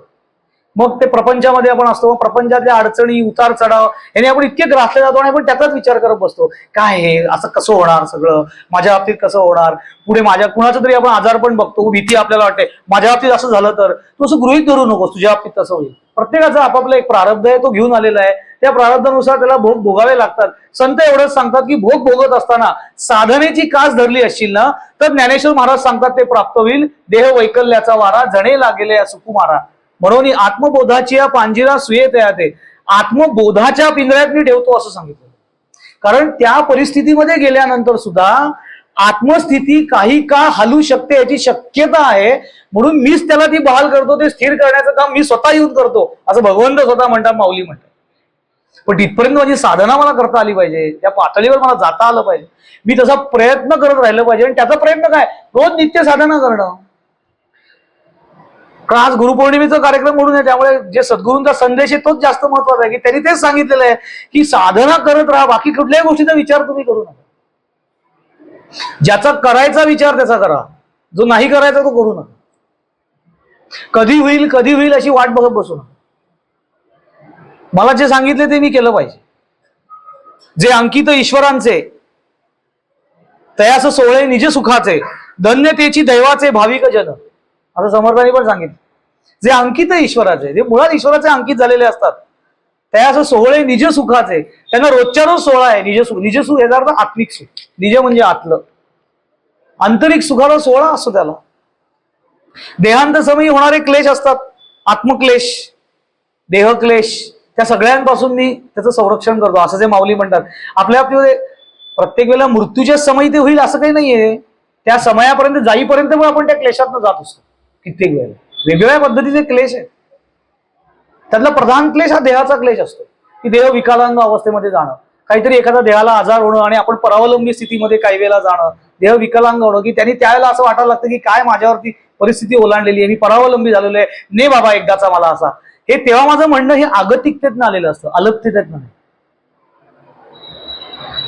कारण ते सहन होत नाही मला. कारण का सहन होत नाही, एकीकडे देह यातनामय आलेला असतो, त्याचे क्लेश होत असतात, हे 100% आहे की त्यामुळे ते नकोसं व्हायला लागतं. पण दुसरीकडे ती पातळी तयार होते की माझ्याच बाबतीत हे का झालंय, नको आता मला, ने एकदाचा. समजा ती परिस्थिती बदलली आणि तो येऊन उभा राहिला, चल आता मलाच ना, नाही म्हणून आपण जाणार नाही. गोंदवलेकर महाराज जेव्हा अलिबागच्या दौऱ्यावरती होते, त्याला अलिबागच्या दौऱ्यावरती गेल्यानंतर तिथे एका कुटुंबामध्ये गेले. त्या कुटुंबामध्ये एक आजी होत्या, महाराजांच्या निश्चित भक्त. तर महाराज त्यांच्याकडे गेले होते. त्यावेळेला त्या आजी असं म्हणाल्या की महाराज, भगवंताच्या इच्छेने सगळं मला प्राप्त झालं, त्याच्या कृपेने सगळं आलबेल आहे, सगळं सुना नातवंडा मुलं सगळं व्यवस्थित आहे, आर्थिक परिस्थिती अगदी व्यवस्थित आहे, आणि आता कशात काही हवंय असं नाही. आता फक्त एकच इच्छा आहे की तुमच्या संपर्कामध्ये तुमच्या कृपेने तुमच्या मांडीवरती मोक्ष मिळावा, असं त्या म्हणाले. असं म्हटल्यावर महाराज म्हणाले, होय खरंच तुझी अशी इच्छा आहे? ते म्हणाले, हो, आता दुसरं काही राहिलं नाहीये. बघा म्हणे, हो म्हणे, अगदी असं आहे की तुमच्या इच्छेने तुमच्या सान्निध्यात मला मोक्ष मिळावा.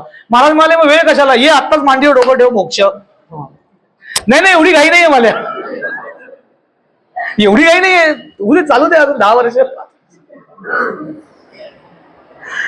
त्याला असं आपण समजू नये की असं आपल्या हे आधीपासून सुरू असतं. आपल्या फक्त त्याच काळामध्ये ते क्लेश होतील असं नाहीये, अनुकूल परिस्थिती. कारण माझ्यासाठी ते तात्पुरतं असतं. ती आगतिकता, ही आगतिकता जेव्हा अलिप्ततेमध्ये बदलते, की सुखामध्ये असताना सुद्धा मी ह्या गोष्टीत अलर्ट असतो की ह्याचा अर्थ सुखाच्या काळामध्ये सुख उपभोगू नये असं बिलकुल संतांना म्हणायचं नाहीये. नाही, असं एखादा चांगला आनंदाचा प्रसंग आहे, तिथे असे चेहरे पाडून बिडून बसू नका अजिबात. काय हे सगळं आज सगळं सोहळा आहे, उद्या सगळा जाणार आहे, त्यामुळे काय त्याच्यात आनंद आहे, असलं काहीतरी अरसिकता संत शिकवत नाही. ते अलर्ट असलं पाहिजे की फक्त ह्याच्यामध्ये रमू नकोस. म्हणजे आज असं आहे तर उद्या परिस्थिती बदललेली असेल तर जसा आज तुला आनंद मिळाला तसं समजा एखादी प्रतिकूलता आली तर लगेच हार मानून जाऊ नकोस. ठीक आहे, हे दिवस जातील. प्रारब्धात जसं सुख दिलेलं आहे तसं दुःख पण आहे. सुखसे अनंतरम दुःखम, दुःखसे अनंतरम सुखम, हे असं गोल गोल फिरत असतं सगळं. कधी सुख आहे कधी दुःख आहे, हे सगळं मागे पुढे होत असतं. मी दोन्ही परिस्थितीमध्ये माझ्या मनाची स्थिरता कशी टिकेल याची काळजी घेतली पाहिजे. त्याच्यासाठी मला साधना करायला पाहिजे. पण एका टप्प्यापर्यंत गेल्यानंतर माझे प्रयत्न थकतात, की जिथे माझे प्रयत्न कामाला येत नाही, माझी शक्ती कमी पडते. जिथे माझी शक्ती कमी पडते तिथे सद्गुरू येतात. ते ज्ञानेश्वर महाराज म्हणतात, त्या आत्मबोधाची या पांजेरा सुये त्या, मी त्याला बहाल करतो. पण त्याला ते होल्ड करणं, त्या स्थितीमध्ये राहणं कदाचित शक्य होणार नाही. पण तिथे त्याला जरी शक्य झालं नाही तरी मी त्याला ते बहाल करतो. कारण ते ऋणवयीपण देखोनी अंगी, मी आपुलियाच उत्तीर्णत्वा लागी, भक्ताची तनुत्यागी परिचर्या करी, असं भगवंत म्हणतात. एवढं मोठं आश्वासन दिलंय आपल्याला, अजून काय खात्री पाहिजे. ते ऋणवयीपण देखोनी अंगी, ते ऋणवयीपण म्हणजे ते असं म्हणतात की माझा एखादा अनन्य भक्त ज्यावेळेला त्या देहाच्या वैफल्यग्रस्त अवस्थेमध्ये जातो, कधी कधी मृत्यूच्या समोर जातो, त्या वेळेला त्याला जे क्लेश होतात त्या क्लेशामधनं त्यांनी माझी आठवण करावी, आणि त्यांनी माझी आठवण केल्यानंतर मी त्याला प्रतिसाद द्यायला जावा, इतका सुद्धा वेळ माझ्यामध्ये आणि त्याच्यामध्ये अंतर पडेल हे देखील मला सहन होत नाही. आणि एवढाही वेळ लागू नये याचं मला बर्डन असतं, असं भगवंत म्हणतात. की त्याचं कर्ज माझ्या मनावरती येतं. ते ऋणवयीपण देखोनी अंगी, मी आपुलियाचं उत्तीर्णत्व लागी, अशा कर्जबाजारीपणाचा भार मला जाणवतो. आणि त्यातनं उतराई होण्यासाठी भक्ताची तनुत्यागी, की अगदी त्याची देह त्यागण्याची वेळ आलेली असताना सुद्धा मी त्याची परिचर्या करेन, मी त्याची सेवा करण्यासाठी उभा राहतो, असं आश्वासन भगवंत देतात. केवढं मोठं आश्वासन आपल्याला दिलेलं आहे की काही काळजी करू नकोस, की तुझी परिचर्या करायला मी स्वतः येईन. कोणीही तुझं नाही असं तुला वाटतं ना, कोणी असो की नसो, मी आहे तुझा. आणि ही खात्री बाळ, आणि ही गोष्ट खरी आहे. आपण जरा आंतरिक पातळीवर विचार केला तर आपल्याला कळतं भगवंताशिवाय सद्गुरूंशिवाय खरं कोण नसतं. आपल्याला आत्ममध्ये देत असतात, बाकी सगळं आहे नाही उद्या सगळं जाणार आहे, कोण कुठलं.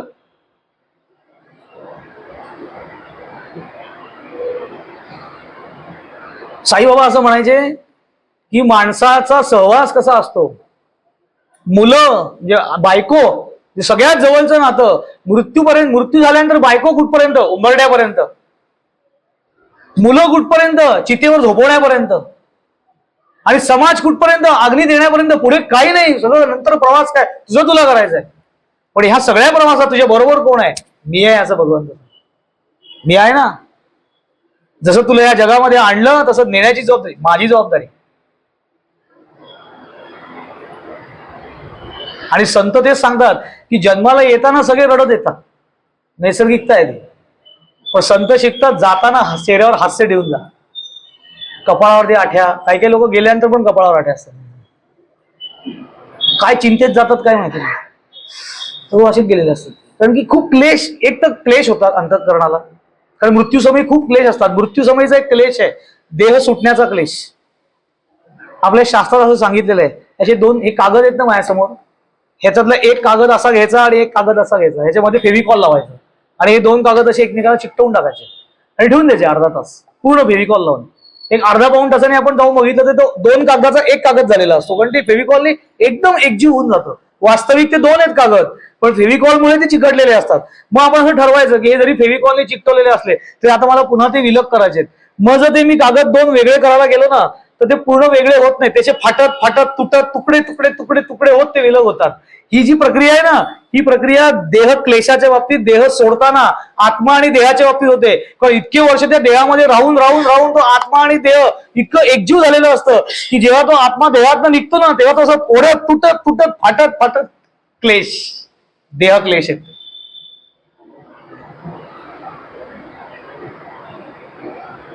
म्हणून ज्ञानेश्वर महाराज असं म्हणतात की सामान्य माणसं जेव्हा देह सोडतात तेव्हा त्यांना काय काय पुचक्या काय लागतील, काय आचके काय देतील, घरघर काय लागेल, बरंच काय काय काय काय होत असतं. पण संतांच्या बाबतीमध्ये शांत प्रयाण काले मनसा चले ना भक्त्या युक्तो योग बले न चैव भृगोर मध्ये प्राण मावेश सम्यक सतम परम पुरुष मुपैति.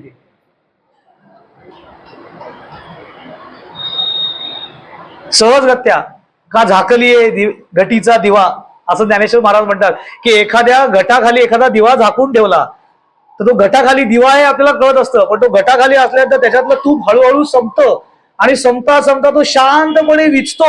घट काढल्यानंतर कळतं की दिवा कधी विझला कळत नाही, तो विझताना काय झालं कळत नाही. हे जितक्या सहजतेने आणि शांतपणे होतं तितक्या सहजतेने आणि शांतपणे संतांचा देह सोडण्याचा प्रश्न होतो. त्याला ज्ञानेश्वर महाराज म्हणतात की सुये त्या की तितक्या सहजतेने मी तुला तो आत्मबोधाचा पिंजरा देतो की तुला कळणार पण नाही एका क्षणाचा अवकाश देह कधी बाजूला झाला. आणि तू असाच्या असा देहापासून बाजूला झालास, आत्मस्थितीमधनच तू बाजूला झालास. आत्मस्थितीतनं देहातनं तू बाजूला झाल्यामुळे देह पडल्याच फक्त जाणवतो, मी गेलोय कुठे याची जाणीव वाटण्याचा प्रश्नच नाहीये. कारण चिदानंदाची अनुभूती असते, चैतन्याची अनुभूती अंतःकरणाला आलेली असते. मी कुठेच जाणार नाहीये, कारण मी कुठनं आलेलो नाहीये, मी आहे त्या ठिकाणीच आहे. ही अंतःकरणाला अनुभूती येते. त्यामुळे देह आला काय गेला तेवी तदभ्यासे निरंतर चित्तासी परमपुरुषाची बोहर लावी मग शरीर राहो अथवा जाओ, असं माऊली. की मग काय शरीर राहिलं काय नाही राहिलं, कधीतरी जाणारच आहे. पण एकदा चित्ताला परमपुरुषाची बोहर म्हणजे अनुभूती आली मग कसली चिंता राहत. अर्थात हे सगळं माऊलींना सांगायचं याचं कारण आजपासून आता लगेच कॅल्क्युलेशन, बापरे आता माझं वय किती. माधवनाथांकडे ना एकदा एक व्यक्ती आली होती अनुग्रहासाठी मोठ्या स्वामींकडे, मी होतो तेव्हा त्यांच्याकडे. तर त्यांनी अनुग्रह घेतला मोठ्या स्वामींचा आणि ते असताना एका व्यक्तीने प्रश्न विचारला स्वामींना असा प्रश्न विचारला की स्वामी सद्गुरूंच्या सान्निध्यात आल्यापासून म्हणजे सद्गुरूंचा अनुग्रह झाल्यापासून किती वर्षामध्ये त्या व्यक्तीला पूर्णत्वाची अनुभूती येते, असं त्यांनी प्रश्न. कॅल्क्युलेटिव्ह असतात ना लोक, आपण कॅल्क्युलेटिव्ह असतो, result oriented, give and takes परमार्थ असतो आपला. त्याने विचारलं किती दिवस लागतील, असं किती काळ लागेल. तर माधवनाथांनी उत्तर दिलं 3 तप साधना जर का सद्गुरूंच्या सान्निध्यात सद्गुरूंनी सांगितलेली सगळी पथ्य पाणी पाळत जर का त्यांनी सांगितलेल्या मार्गावरती यथोचित पद्धतीने साधना घडली तर 3 तपाच्या नंतर याच जन्मामध्ये त्या शिष्याला पूर्णावस्था प्राप्त होते. 3 तप म्हणजे लौकिक दृष्ट्या 12 वर्ष म्हणजे 1 तप, म्हणजे 3 तप म्हणजे 36 वर्ष, असं ते गणित झालं. आता हे त्या व्यक्तीने प्रश्न विचारला, ते प्रश्न जेव्हा विचारला तेव्हा ऐकायला तिथे आम्ही सगळे होतो आणि तेव्हा त्यांच्यासमोर ते गृहस्थ पण होते ज्यांनी स्वामींचा अनुग्रह घेतला. त्यांनी ते उत्तर ऐकलं आणि ते इतके खजील झाले. त्यांना स्वामींच्या लक्षात आलं की ह्यांचं काहीतरी गडबड झालेली दिसते. स्वामी म्हणे काय झालं काका? अहो म्हणे तुम्ही सांगितलं की 36 वर्ष सद्गुरूंच्या सान्निध्यात साधना झाल्यानंतर ते पूर्णत्व प्राप्त होतं. तर स्वामी म्हणाले हो असं साधारण शास्त्र सांगतं. म्हणजे गेलंच की आमचं सगळं. तर म्हणे म्हणजे अहो माझं वय 76 आहे आता. मला 76 ते गणित केलं 76 अधिक 36 खरं नाही म्हणजे आपल्याला काही चान्स नाही या जन्मामध्ये. असं म्हटल्यावर ते स्वामी म्हणाले अहो एवढं चिंता करू नका, मी सांगितली ती गोष्ट शास्त्राला धरूनच आहे की 36 वर्ष साधना सद्गुरूंच्या सान्निध्यात घडली की मग पूर्णत्वाला प्राप्त जातं. पण एक लक्षात घ्या जेव्हा सद्गुरूंचा अनुग्रह होतो तेव्हा समजायचं की त्या शिष्याच्या आयुष्यामधली 2 तप पूर्ण झालेली आहेत असं ते म्हणते. आता एक तप शिल्लक, याला म्हणतात दृष्टिकोन देणं. आता आपण तसं गणित करायचं नाही. तुम्ही सांगितलं त्या दिवशी 36 वर्षात मी कधी किती साली अनुग्रह घेतला स्वामींचा, किती काळ झाला, अरे बापरे आता काय, तर असं काही गणित मांडण्याची गरज नाहीये. हे एक साधारण ठोकताळा असतो, एक सांगायची पद्धत असते. आणि 36 वर्ष काय काही काही लोक सद्गुरूने डोक्यावर हात ठेवल्यानंतर त्या स्थितीला निघून जातात, जन्मोजन्मींची साधना करत आलेले असतात. तर असं काही नियम नाही. आपल्याला संत काय सांगतात की काय सद्गुरून सांगितलंय ते तू लक्षात ठेव, आश्वस्त करून टाकलेलं आहे आपल्याला, तू काही चिंता करू नकोस, काही होऊ दे तुझ्या आयुष्यामध्ये, तू मला धरून ठेव, मी तुला कधी सोडणार नाही. ते ऋणवयीपर्यंत ऐकून अंगी मी तुझी परिचर्या करी, भक्ताची तनुत्यागी, अगदी देह त्यागाची वेळ आली तरी तेव्हा सुद्धा येऊन मी तुझी परिचर्या, हा शब्द वापरलेला आहे. परिचर्या म्हणजे सेवा शुश्रूषा. भगवंत म्हणते मी करीन स्वतः येऊन, कोणी नाही, विचार करू मी आहे तिथे. पण एक लक्षात ठेवायचं की भगवंत जेव्हा असं म्हणतात तेव्हा भगवंत सगुणामध्ये येऊन अनेक वेगवेगळ्या पातळीवरती सेवा करून जातात. आता आपण त्यावेळेला आपली सेवा कोण करणार, भगवंतांनी वचन दिलेलं आहे, तो आला पाहिजे. मग आपण कल्पना करणार तो चतुर्भुज रूपात 4 हाताने येऊन माझी सेवा त्यांनी केली पाहिजे, एका हाताने भांड दिलं पाहिजे, एका हात, आणि मग तो का नाही आला, असं नाहीये काही. भगवंत आहे, तो चैतन्य तत्व आहे, ते तो वेगवेगळ्या स्वरूपाने, बायकोच्या स्वरूपात, मुलाच्या स्वरूपात, मित्राच्या स्वरूपात, डॉक्टरच्या स्वरूपात तो येऊन सेवाच करणार आहे. तत्वतः तेच आहे ना सगळीकडे. तारतम्याने हे तत्व समजून घ्यायला लागतं. मागेच उदाहरण दिलं की एकदा रामकृष्ण परमहंसांकडे एक व्यक्ती गेली आणि ते स्वामी रामकृष्ण परमहंस आत्मानात्म स्थितीवर बोलत होते. आणि मग ते बोलता बोलता असं बोलून गेले की सगळ्या ठिकाणी परमेश्वर भरलेला आहे, सगळ्या ठिकाणी एकच आत्मा आहे, सगळ्यामध्ये एकच चैतन्य आहे, कुत्रा, मांजर, गाढव हे सगळ्यामध्ये आपणच आहोत, असं ते तत्वतः सांगतायत. ते एका तरुण मुलाने ऐकलं, त्याला ते एकदम असं भारावून गेला, तो सगळ्या ठिकाणी चैतन्य तत्व, सगळ्यामध्ये आत्मतत्व एकच आहे असं करून तो रस्त्याने चालला. त्या दिवशीचं प्रवचन संपलं, तो परत घरी चालला होता. घरी जाताना वाटेत बाजारामध्ये एकदम गोंधळ उडाला, काहीतरी लोक आरडाओरडी करत पळत होते. याला काही कळलंच नाही काय झालं. समोरून एक हत्ती आला पिसाळत, विचित्र पिसाळला होता, आणि तो गाय दिसेल ते उडवाउडवी करत होता. त्याच्या डोक्यावर एक माऊत बसला होता आणि तो त्याला कंट्रोल करण्याचा प्रयत्न करत होता, पण तो पिसाळलेला होता. तर तो सारखं सगळ्यांना सांगत होता की बाजूला व्हा, बाजूला व्हा, आडोशाला जा. हा तिथेच उभा, तो त्याला सांगतो अरे बाजू हो. सगळ्यात आत्मतत्व एकच आहे, सगळ्यात त्याच्यातला आत्मा माझ्यातला आत्मा एकच आहे. उभा राहिला तिथे. तर परिणाम काय, हत्ती आला तरी दिलं फेकून त्याला उचलून, तो पडला कुठेतरी जाऊ, वाकडा तिकडा आला, लागलं. दुसऱ्या दिवशी गेला रामकृष्णाकडे तक्रार घेऊन, तुम्ही काल सांगितलं, ते विचारलं काय झालं तुला, हत्तीने फेकलं म्हणे मला. कसं काय फेकलं, तुम्ही काल सांगितलं ना सगळ्या ठिकाणी आत्मतत्व एकच आहे, सगळ्यामध्ये असलेला आत्मा एकच आहे, त्याच्या माझ्यात काही फरक नाही. बरोबरच आहे माले, मग हत्तीच्या आणि माझ्यातला आत्मा एकच नाही का माले. हो, मग त्यांनी फेकलं कसं मला, त्याला कळलं नाही त्याच्यातला माझ्यातला आत्मा एकच, असं त्यांनी प्रश्न झाला. रामकृष्ण म्हणाले अरे बरं छान आहेस की तू, हत्तीच्यातला आणि तुझ्यातला आत्मा एक आहे तुला कळलं, पण हत्तीच्या डोक्यावर जो माऊत बसला होता त्याच्यातला आणि तुझ्यातला आत्मा एक आहे तुला कळलं नाही का, त्याचा आत्मा तुला सांगत होता ना बाजूला. तारतम्य नावाची काही गोष्ट आहे की नाही, बुद्धीमध्ये विवेक आहे दिलेला, त्याचा वापर करशील की नाही. तर रस्त्याने एखादं डुक्कर चाललंय, शास्त्र सांगतं की त्या डुकरामध्ये असलेलं चैतन्य तत्व आणि माझ्यामध्ये असलेलं चैतन्य तत्व एकच आहे. तत्वता बरोबरच आहे, त्यात एका चैतन्यावरती त्याचा देह चाललाय, माझा देह चाललाय. पण मी अगदी कितीही प्रगत साधक असलो त्याच्यामधलं आत्मतत्व आणि माझ्यातलं आत्मतत्व एकच आहे, म्हणून आता मला मी मंदार नसून डुक्कर आहे असं वाटायला. असं वाटणार नाही, तुम्हाला डॉक्टरांकडे न्यायला लागेल, तपासा आहे ना जरा, हे डुकरावर का वागतायत म्हणतात, डुक्कर आणि माझ्यात काय फरक. हे तारतम्य आहे आणि ही साधना असते. याच्यासाठी साधना करा. एकदम ह्या स्थितीला आपल्याला का जाता येते, एकदा असं वाचलं की छान वाटतं, देह वैकल्याचा वारा घडू शकतं माझ्या बाबतीमध्ये. कारण हे सत्य सांगतायत माऊली की अगदी अशी परिस्थिती निर्माण झाली देहाची की आता तुला काही करता येत नाही, खूप क्लेश होत आहेत, माझी साधना होत नाहीये, माझी आत्मस्थिती टिकत नाहीये. त्या क्षणी मला देह सोडायची जरी वेळ आली तरी जणे लागेल या सुकुमारा, म्हणून या आत्मबोधाची या पांजिरा सुये तयार आहे. सुये याचा अर्थ सहजतेने बहाल करतो त्याला. त्याची ती स्थिती नसेल, तेवढी कुवत नसेल तरी त्याचं भक्तीचं ऋण माझ्यावरती आहे, म्हणून त्याला ती त्या वेळेला मी बहाल करतो. पण तो देईलच, पण तोपर्यंत माझी मानसिकता ते मी तयार करायला पाहिजे. नाही तर माणसं चिडचिडी होतात, दुसऱ्यांना दोष द्यायला लागतात. मग आपल्या बाबतीत काही वाईट झालं की आपण दुसऱ्या कुणामुळे हे वाईट झालं असेल त्याला शोधायला लागतो. काही नाही ह्याचीच हाय लागली मला, असं करून त्यांना बघवत नाही आमचं चांगलं असं दात ओठ खाऊ, कोण तुझ्यावरती काय हाय भीक व्हायची लागत नाही, तुझं काय. मी एकदा स्वामींना विचारलं होतं की स्वामी ते दृष्ट लागते वगैरे सगळं असं म्हणतात की दृष्ट लागते वगैरे, तर खरं असतं का ते दृष्ट लागते वगैरे? तर स्वामी म्हणाले आपल्या बाबतीत काही खरं नसतं, कारण आपण असं काय कर्तृत्व केलं की आपल्याला दृष्ट लागावी असं आपल्याकडे बघून काय दृष्टविष्ट आपल्याला काही दृष्टविष्ट पडणार नाही, आपण सेफ होत म्हणे. आपण काय असं करतच नाही की आपल्याला दृष्ट लागेल. संतांना वगैरे लागली तर समजू शकतो, तुकाराम महाराज, ज्ञानेश्वर महाराज, दृष्ट लागण्यासारखंच कार्य आहे त्यांचं.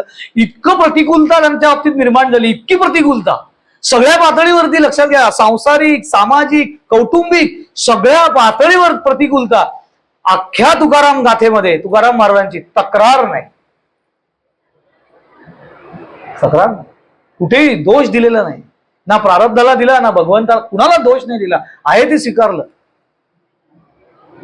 बरे झाले देवा निघाले दिवाळे, बरी या दुष्काळे पिढा पेली असं म्हणतात ते.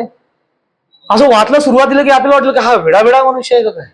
वेडे पण नाहीये, ही अंतःकरणाची उंचीची अवस्था आहे की जे झालं त्याच्यातनं मला काय शिकता आलं मी बघितलं.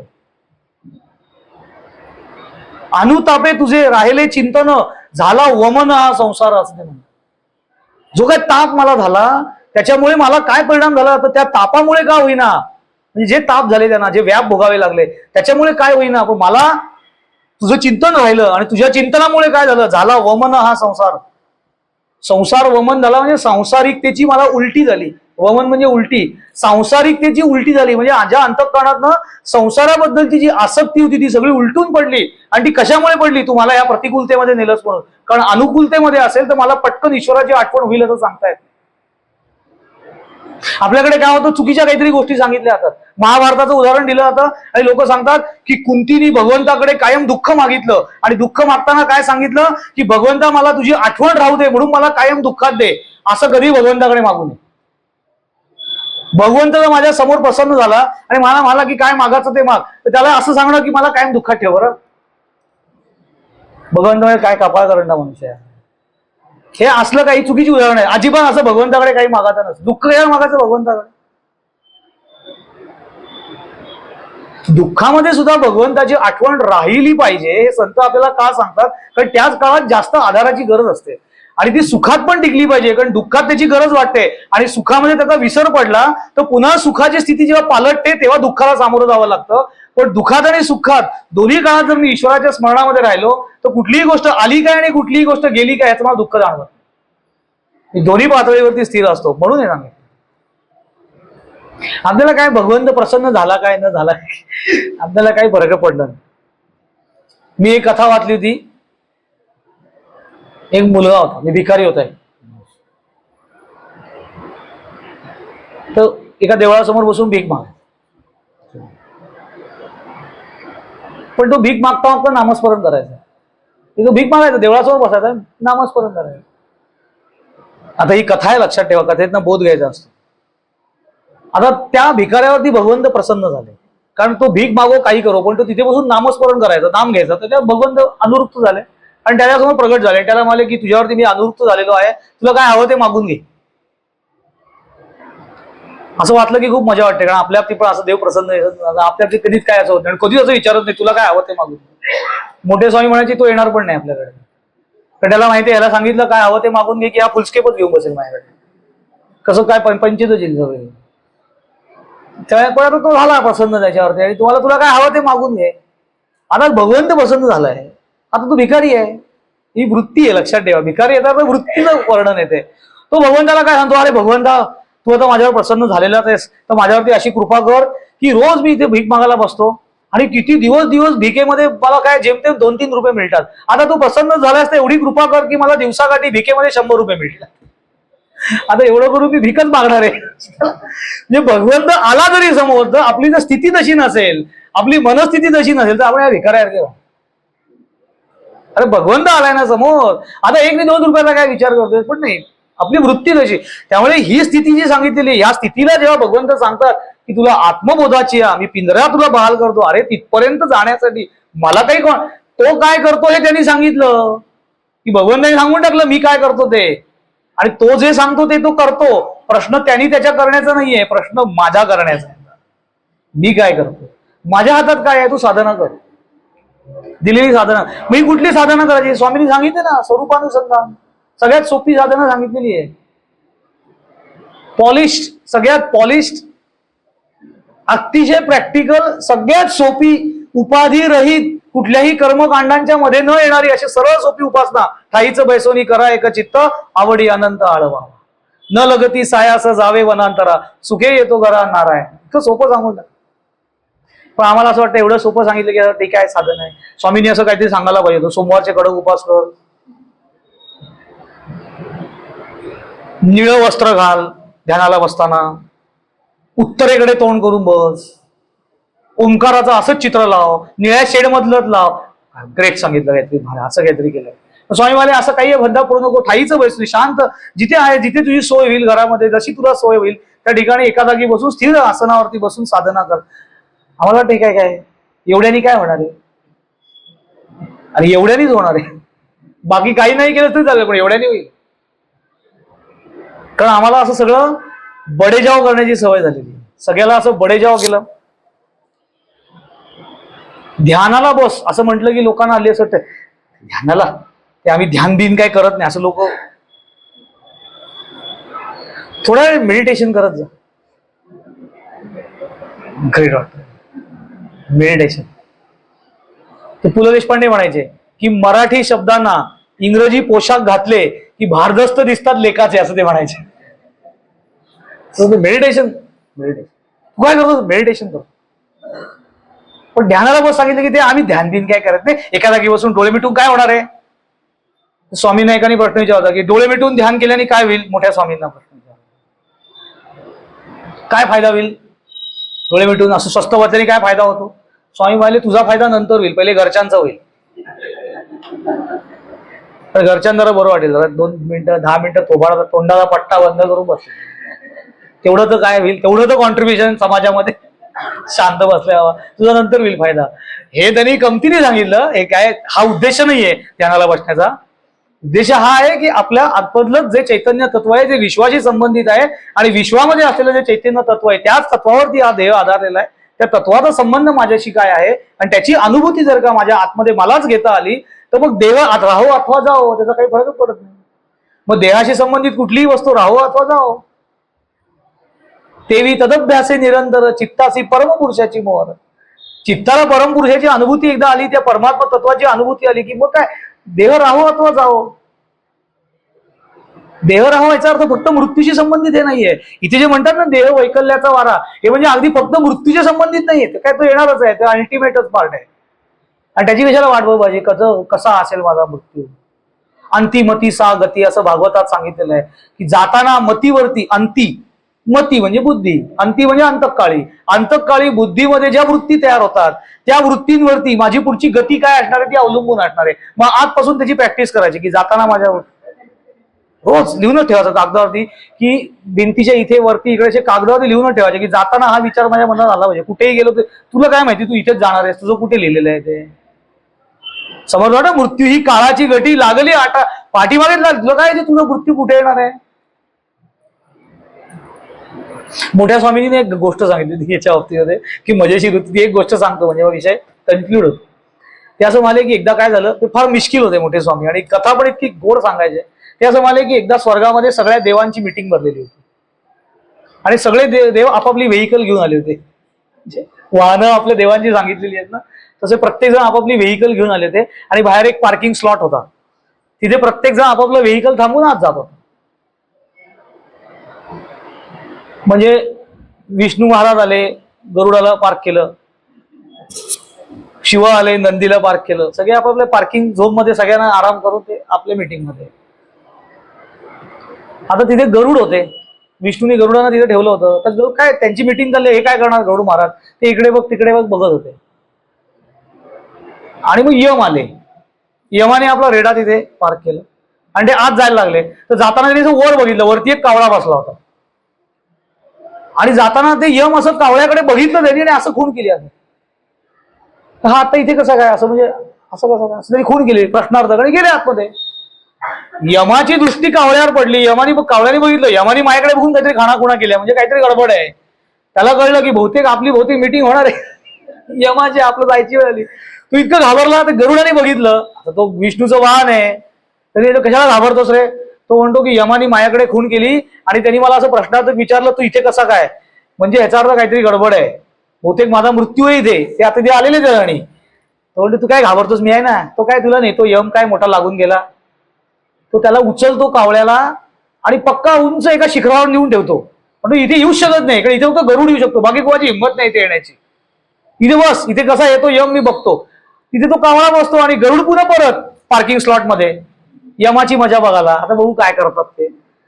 यम आले, मिटिंग संपली, सगळे आपापल्या जागेवरती आले वाहनांचे इथे. यम आले आणि पुन्हा त्या कावळ्याकडे, झाडावर कावळा नाहीये, पुन्हा तोच तीच खूण असं असं करून. आता इथे कावळा गेला कुठे? गरुडाला धावलं नाही. हा काय प्रकार आहे? गरुड मला काय विचार करताय? ते म्हणाले इथे मग अशी कावळा होता ना, आता कुठे गेला? तर ते म्हणाले की बरोबर आहे, तुम्ही त्याला न्यायला आला होतात ना, म्हणून त्याला मी उंच डोंगरावरती नेऊन ठेवलाय, या पर्वतावरती, जिथे तुम्ही जाऊ शकणार नाही. यम म्हणाले अरे बरं केलंस. मी कावळ्याला इथे बघितल्यावरती काय विचार केला की ह्याचा मृत्यू त्या डोंगराच्या कड्यावर लिहिलेला आहे, हा आत्ता इथे झाडावर काय करतोय? बरं आलं तू तिथे त्याला नेऊन ठेवलं, कारण मी त्याच्याच चिंतेमध्ये होतो की याचा वास्तविक मृत्यू डोंगराच्या कड्यावर लिहिलेला आहे, पण हा आत्ता इथे झाडावरती आहे, हा तिथे कसं जाणार? माझं काम केलंस. तर त्याच्यापासून लपता येत नाही. तो कुठे कधी कसा, आपल्याला त्याच्याशी काही घेणं देणं नाहीये. असं काही अंतिमती सागती, तो कुठे येईल कसा येईल असं काही नाहीये. अंतिमती सागती, अंतकाळी मला ही स्थिती प्राप्त व्हावी जर असं वाटत असेल की देह वैकल्याचा वारा, की त्यांनी मला आत्मबोधाचा पांजिरा बहाल करावा असं वाटत असेल, तर त्याच्यासाठी लागणारी साधना मला फक्त त्यावेळेला करून चालत नाही, ती नित्य करावी लागते. की ती नित्य साधना करता करता त्या स्थितीला अंतःकरण जातं आणि एवढ्या वरच्या पातळीवरती गेलेलं अंतःकरण सुद्धा काही वेळेला त्या वैफल्यग्रस्त स्थितीमध्ये जर का देह गेला, तर त्याही स्थितीमध्ये त्या सिद्ध पुरुषाच्या बाबतीत पण असं होऊ शकतं की त्या क्षणी त्याचा आत्मबोध मागे पुढे हलू शकतो. अशा वेळेला त्याची जी शक्ती कमी पडते ती बहाल करण्यासाठी मीच त्याला तो आत्मबोधाचा पांजिरा, त्याला बहाल, मी स्वतः तिथे येतो. काय भगवंत येतीलच आपल्यासाठी, आपण त्याची चिंता करायची कारण नाही. त्यांनी काय करायचं ते काय करणार आहेत हे त्यांनी सांगून टाकलेलं आहे आपल्याला. आपण काय करायचं ते आपण ठरवायचंय. समर्थ म्हणतात तसं भये व्यापिले सर्व ब्रह्मांड आहे, भयातीत ते संत अनंत पाहे, जया पाहता द्वैत काही दिसेना, भय मानसी सर्वथाही असे. ज्याच्या दृष्टीला द्वैत आणि अद्वैत त्याच्यामधला फरक कळून येतो, त्याच्यासाठी काहीही द्वैत राहत नाही, सगळं अद्वैत स्थिती येऊन जाते. मी तू पण, आपण दत्ताच्या आरतीमध्ये म्हणतो ना, मी तू पणाची झाली बोलवण. ते हे मी आणि तू पणाची जेव्हा बोलवण अंतःकरणात होऊन जाते आणि सगळ्या ठिकाणी मीच आहे ही अनुभूती जेव्हा येते, तेव्हा भय मानसी सर्वताही असे ना, की कुठलंही मन भय मनामध्ये राहते, काही कशाचा फरक पडत नाही. जे होईल ते होईल, बघून घे, जसं होईल तसं. आयुष्य काय भगवंताने दिलेलं आहे. आयुष्य ही नरजन्म ही रत्नपेटी असं म्हटलेलं आहे. आपण त्याने पॉझिटिव्हली बघावं. उतार चढाव देह आहे म्हटल्यानंतर प्रपंच मुळात नासका असं समर्थ मानलेलं आहे. प्रपंचाने वर्णन करताना इतकं भन्नाट केलेलं आहे की प्रपंच मुळात नासका. आता ज्याचं मूळ स्वरूपच नासक आहे तर त्याच्यामध्ये फार काय आनंद मला घेता येईल असं सांगता येत नाही. त्याच्या दुःखाची निर्मिती मिश्रण केलेलंच आहे. प्रपंच मुळात नासका. मग काय करायचं? विवेके करावा नेटका, नेटका करीत जाता फिका होत जातच. आपण विवेकाने त्याच्याकडे करावं की तो हळूहळू त्याच्यातली जी आसक्ती जे काय असतं दुःख ती सगळी फिकी व्हायला लागतात. मग नंतर दुःख सुद्धा दुःखासारखं वाटत नाही. त्याच्याकडे आपण एक घटना म्हणून बघायला लागतो की जे काही माझ्या आयुष्यात घडलं ती एक घटना आहे, आज आहे उद्या नाही आहे, सगळं निघून जाईल. काय सगळं माझ्या बाबतीमध्ये आयुष्यात काही वेळा असं होतं की जीवनाच्या सुरुवातीपासून अगदी अंतापर्यंत खूप कष्ट माणसाला सहन करावे लागतात, खूप त्रास, प्रारब्धाचा भोग असतो. आपण त्यातल्या त्यात स्वतःला सांभाळण्याचा प्रयत्न करावा, साधना करत राहा. साधना कधी सोडू नये. सद्गुरूंनी आपल्याला फार वरच्या पातळीवरची साधना सांगितलेली आणि फार सोपी करून सांगितलेली आहे. आपल्याकडे किती काळ आहे किती काळ नाहीये याच्या चिंतनामध्ये न पडता आजचा क्षण माझा आहे आणि तो क्षण मी माझ्या आनंदाने उपभोगला पाहिजे. आणि तो आनंद कुठला असेल? तो नुसतं वैश्विक आनंद नाहीये, आत्मिक आनंदामध्ये मी तो उपभोगता आला पाहिजे. थोड्या वेळ शांत बस, थोड्या वेळ स्थिर बस, थोडा आतमध्ये जायचा प्रयत्न कर. आतमध्ये आनंद आहे सगळा, सगळं बाहेर असं फाटलेलं असं. स्वस्त बस एका जागी, फार छान वाटतं स्वस्त बसल्याने. मगाशी मी गमतीने सांगितलं की इतरांना छान वाटतं, पण स्वतःला खरंच छान. प्रत्येकाने बसून आपण सगळे करणारेच आहोत साधना, तशी आपण करत राहिली पाहिजे. साधना करत राहू, सगळ्यांना दीर्घायुष्य प्राप्त होईल असं सद्गुरू नेहमी आशीर्वाद देतात आणि ते होईल. निरोगी आयुष्य प्राप्त. कोणालाही त्या माऊली म्हणतात तसा देह वैकल्याचा वारा जणे लागेल या सुकुमारा, एखाद वेळेला कदाचित त्या सुकुमोल भक्तांना छळू शकतो. जणे लागेल या सुकुमार, जणे याचा अर्थ असा होतो की एखाद वेळेला स्पर्श करून जाऊ शकतो. अशी एखाद्याला परिस्थिती येऊ शकते आणि त्याच्या उतराई होण्याकरता मी देह पडण्याच्या वेळी त्याची सेवा चाकरी मी करतो. कशा पद्धतीने करतो तर मी माझ्या भक्तांना आत्मज्ञानाच्या पिंजऱ्यामध्ये घालून ठेवतो. एकदा का आत्मज्ञानाच्या पिंजऱ्यात तू असलास की मग देहाला जे क्लेश होतात त्याच्यापासून तुला विसर पडतो. देहाचे क्लेश दूर होतात का? होत नाहीत, पण त्याचा विसर नक्की पडतो. ते झालं स्वतः. कलावती आईने एकाने विचारलं होतं, त्यांना जेव्हा एकदा पोटदुखीचा खूप त्रास होत होता, खूप त्रास, कमालीचा त्रास आईना पोटदुखीचा होता. आता संत आहेत, मी मगाशी सांगितलं, म्हणजे याचा अर्थ आता त्यांच्या पोटात समजा पोटशूळ उठला असेल आईंच्या, तर काय ते हसणार आहेत का? आता हसत बसतील का? वेदना आहेत ना, पण ते शांत असायच्या. त्यांच्या चेहऱ्यावर कळायचं की थोडेसे क्लेश होत आहेत, पण त्या नामस्मरणामध्ये शांत. तर त्यांना आई विचारलं त्यांच्या जवळच्या का की आई तुम्हाला एवढा त्रास होतोय, पण तरी ह्या त्रासात तुम्ही नामस्मरण कसं काय करू शकता? कसे काय डोळे मिटून स्वस्त ध्यानाला बसू शकता? तर तेव्हा त्या इतकं सुंदर उदाहरण देऊन त्यांनी सांगितलं. त्या मला की डॉक्टरांकडे जेव्हा पेशंट जातो आणि जेव्हा त्याला डॉक्टरांना कळतं की याच्या शरीरावरती आता नुसत्या गोळ्या इंजेक्शननी काही काम होणार नाहीये, त्याच्या शरीरावरती कापाकापी करायला लागेल, त्याला डॉक्टर काय करतात, अशी डायरेक्ट धरून कापाकापी करत नाही, म्हणजे ऑपरेशन त्याला बधीर करतात. अॅनेस्थेशिया देऊन थोड्या वेळापुरती बधीर करतात, मग त्याची सगळी कापाकापी करतात, पुन्हा सगळं शिवतात. थोड्या वेळानं अॅनेस्थेशिया उतरला की पेशंटला कळतं की काहीतरी झालेलं आहे, थोडंफार दुखतं पण फार वेदना होत नाही. तसं म्हणे सद्गुरूंच्या कृपेने मला नामाचं असं औषध मिळालेलं आहे आणि अशी ध्यानस्थिती मिळालेली आहे की कितीही शरीरामध्ये काही क्लेश निर्माण झाले तरी माझं अंतःकरण नाम आणि ध्यानाच्या सान्निध्यात असल्या कारणाने या क्लेशांच्या बाबतीत माझ्या चित्ताला बधीरपणा प्राप्त होतो. असं मग कसला क्लेश आणि कसलं काय हे ज्ञानेश्वर महाराजांनी इथे सांगितलेलं आहे. आत्मबोधाची या पांजिरा असूये तया ते, त्या स्थितीला ते नेतात. पण ही स्थितीला नेतात ते नेतीलच, पण तोपर्यंत जसं आईने साधना केली, जशी स्वरूपानंदाने केली, जशी महाराजांनी केली, या सगळ्या संतांनी जशी सर्व पणाला लावून साधना केली तशी माझी करण्याची तयारी पाहिजे. प्राधान्य साधनेला द्यावं आणि इतर गोष्टी त्याला अनुकूल होतील असं करावं. प्रपंच सगळ्या सोडून द्या, कसा तरीच करा, काहीतरीच करा, असं अजिबात संतांना सांगायचं नाही. प्रपंचामध्ये अजिबात आनंदच नाहीये असं कुठल्याही संतांना सांगायचं नाही. आनंदाच्या क्षणी आनंद घ्यावा, फक्त त्याच्यामध्ये अडकून राहू नये, कारण तो कायम बदलणार आहे. एवढंच त्यांचं सांगणं आहे. अलर्ट असलं पाहिजे. म्हणजे चेहरे पाडून बिडून प्रपंच करा, आता सगळं जाणार आहे वगैरे असं काही करत नाही. छान आनंदी राहावं, पण आतमध्ये जर का स्थिती आनंदी असेल तर आपण सगळ्या ठिकाणी आनंदी राहू शकतो. चेहरा आनंदी असला कसं प्राप्त होईल? आपल्याला सद्गुरूंनी सांगितलेलं आहे, खाईचं बैसोनी करा एक चित्त. तसं आपण एका जागी बसून चित्त एकत्र करण्याचा प्रयत्न करावा. थोडा वेळ का होईना, अगदीच प्रत्येकाला प्रत्येक वेळेला 1.5-2 तास ध्यानाला बसता येईल असं सांगता येणार नाही. प्रत्येकाची तशी परिस्थिती असते अशी नाही, शरीराची तशी अवस्था असते अशी नाही. पण 10 मिनिटं मी बसू शकणार नाही असं बिलकुल असतं. कित्येक वेळेला बसण्याचे त्रास असतात, खुर्चीत बसून बसा, काय कायम पद्मासना सहजासना बसूनच ध्यान करायचं असतं, खुर्चीत बसून करता येतं. पडून ध्यान केलेलं चालेल का?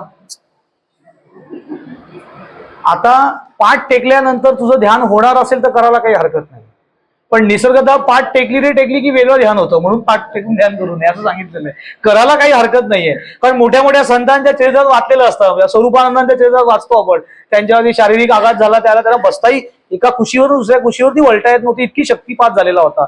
त्याला त्यांची बरीचशी साधना त्या पडलेल्या स्थितीमध्ये झाली. ते स्वरूपानंद आहे, ते लक्षात ठेवतो. उद्या आपण पण बरं आहे स्वरूपानंदाचं पडल्या आपण पण एका कुशीवरती जरा ध्यान, तर तुझं गोडच ध्यान होईल, चांगलं ध्यान होत जाईल. आणि त्या ध्यानात वेगवेगळे स्वर पण येतात लोकांच्या, मग आजूबाजूच्या लोकांना ऐकायला येतात. तर पडून ध्यान करायला काही हरकत नाहीये, पण तेवढी मानसिकता असेल तर करून पडा. अगदीच जर का काही शारीरिक तशी व्याधी असेल की नाहीच बसता येते, थोडंसं टेकून स्लँटिंग बसून अगदी खरं आडवं पडून, तर मग थोडं अलर्ट राहून ध्यान करावं लागतं, की स्वतःला समजावं लागतं की आता मी डोळे मिटून आडवा जरी पडलेलो असलो तरी मला झोपायचं नाहीये, मला ध्यान करायचं आहे. ही स्थिती सांभाळायला लागते. पण नाहीतर खुर्चीत बसून थोडं पाय वर घेऊन ऍडजस्ट करून आपण 10 मिनिटं का होईना अलिप्त होण्याचा प्रयत्न केला पाहिजे. पहिले देहाने अलिप्त व्हावं, म्हणजे एका बाजूला ध्यानाला बसावं आणि देहाला अलिप्त करून अंतःकरणातनं हळूहळू सगळ्या विषयातनं अलिप्त राहण्याचा प्रयत्न करावा, आत्मस्थितीवर राहण्याचा प्रयत्न करावा. हळूहळू ती स्थिती डेव्हलप होते, आतमधनं अनुभूती यायला लागते. जशी जशी साधना माझी फुलत जाते, पुढे पुढे कन्सिस्टन्सी येते, नित्य व्हायला लागते, ती स्थिरावायला लागते, तशी तशी सद्गुरूंची कृपा व्हायला लागते आणि हळूहळू आपल्याला ती अनुभूती येते. ही अंतिम अनुभूतीचा टप्पा सांगितलेला आहे की आत्मबोधाची या पांजिरा. आत्मबोधाचा पिंजरा भगवंत बहाल करतात. म्हणजे असं कुठनं तरी बाहेर न आले आणि आता त्याला बहाल केलं असं नाहीये. तर तो आतमध्येच आहे भगवंत. तो आत्मस्थित स्थिती त्याला बहाल करतो. त्या स्थितीला स्थिर करण्याची शक्ती भगवंत आत्म देतो. त्याला आत्मबोधाची या पांजिरा सुये येते असं ज्ञानेश्वर महाराज म्हणतात. आपल्याला ती स्थिती प्राप्त हो. सद्गुरूंची कृपा आपल्यावरती आहेच, ती तशीच अबाधित राहो आणि आपल्याला सगळ्यांना त्या आत्मसुखाचा अनुभव येऊ अशी सद्गुरूंच्या चरणी मी प्रार्थना करतो. आणि झालेली सगळी प्रबोधन सेवा स्वामींच्या चरणी अर्पण करतो. कुंडलिक वरदे हरी विठ्ठल श्री ज्ञानदेव तुकाराम पंढरीनाथ महाराज की जय. सब संतन की जय. जय जय रघुवीर समर्थ.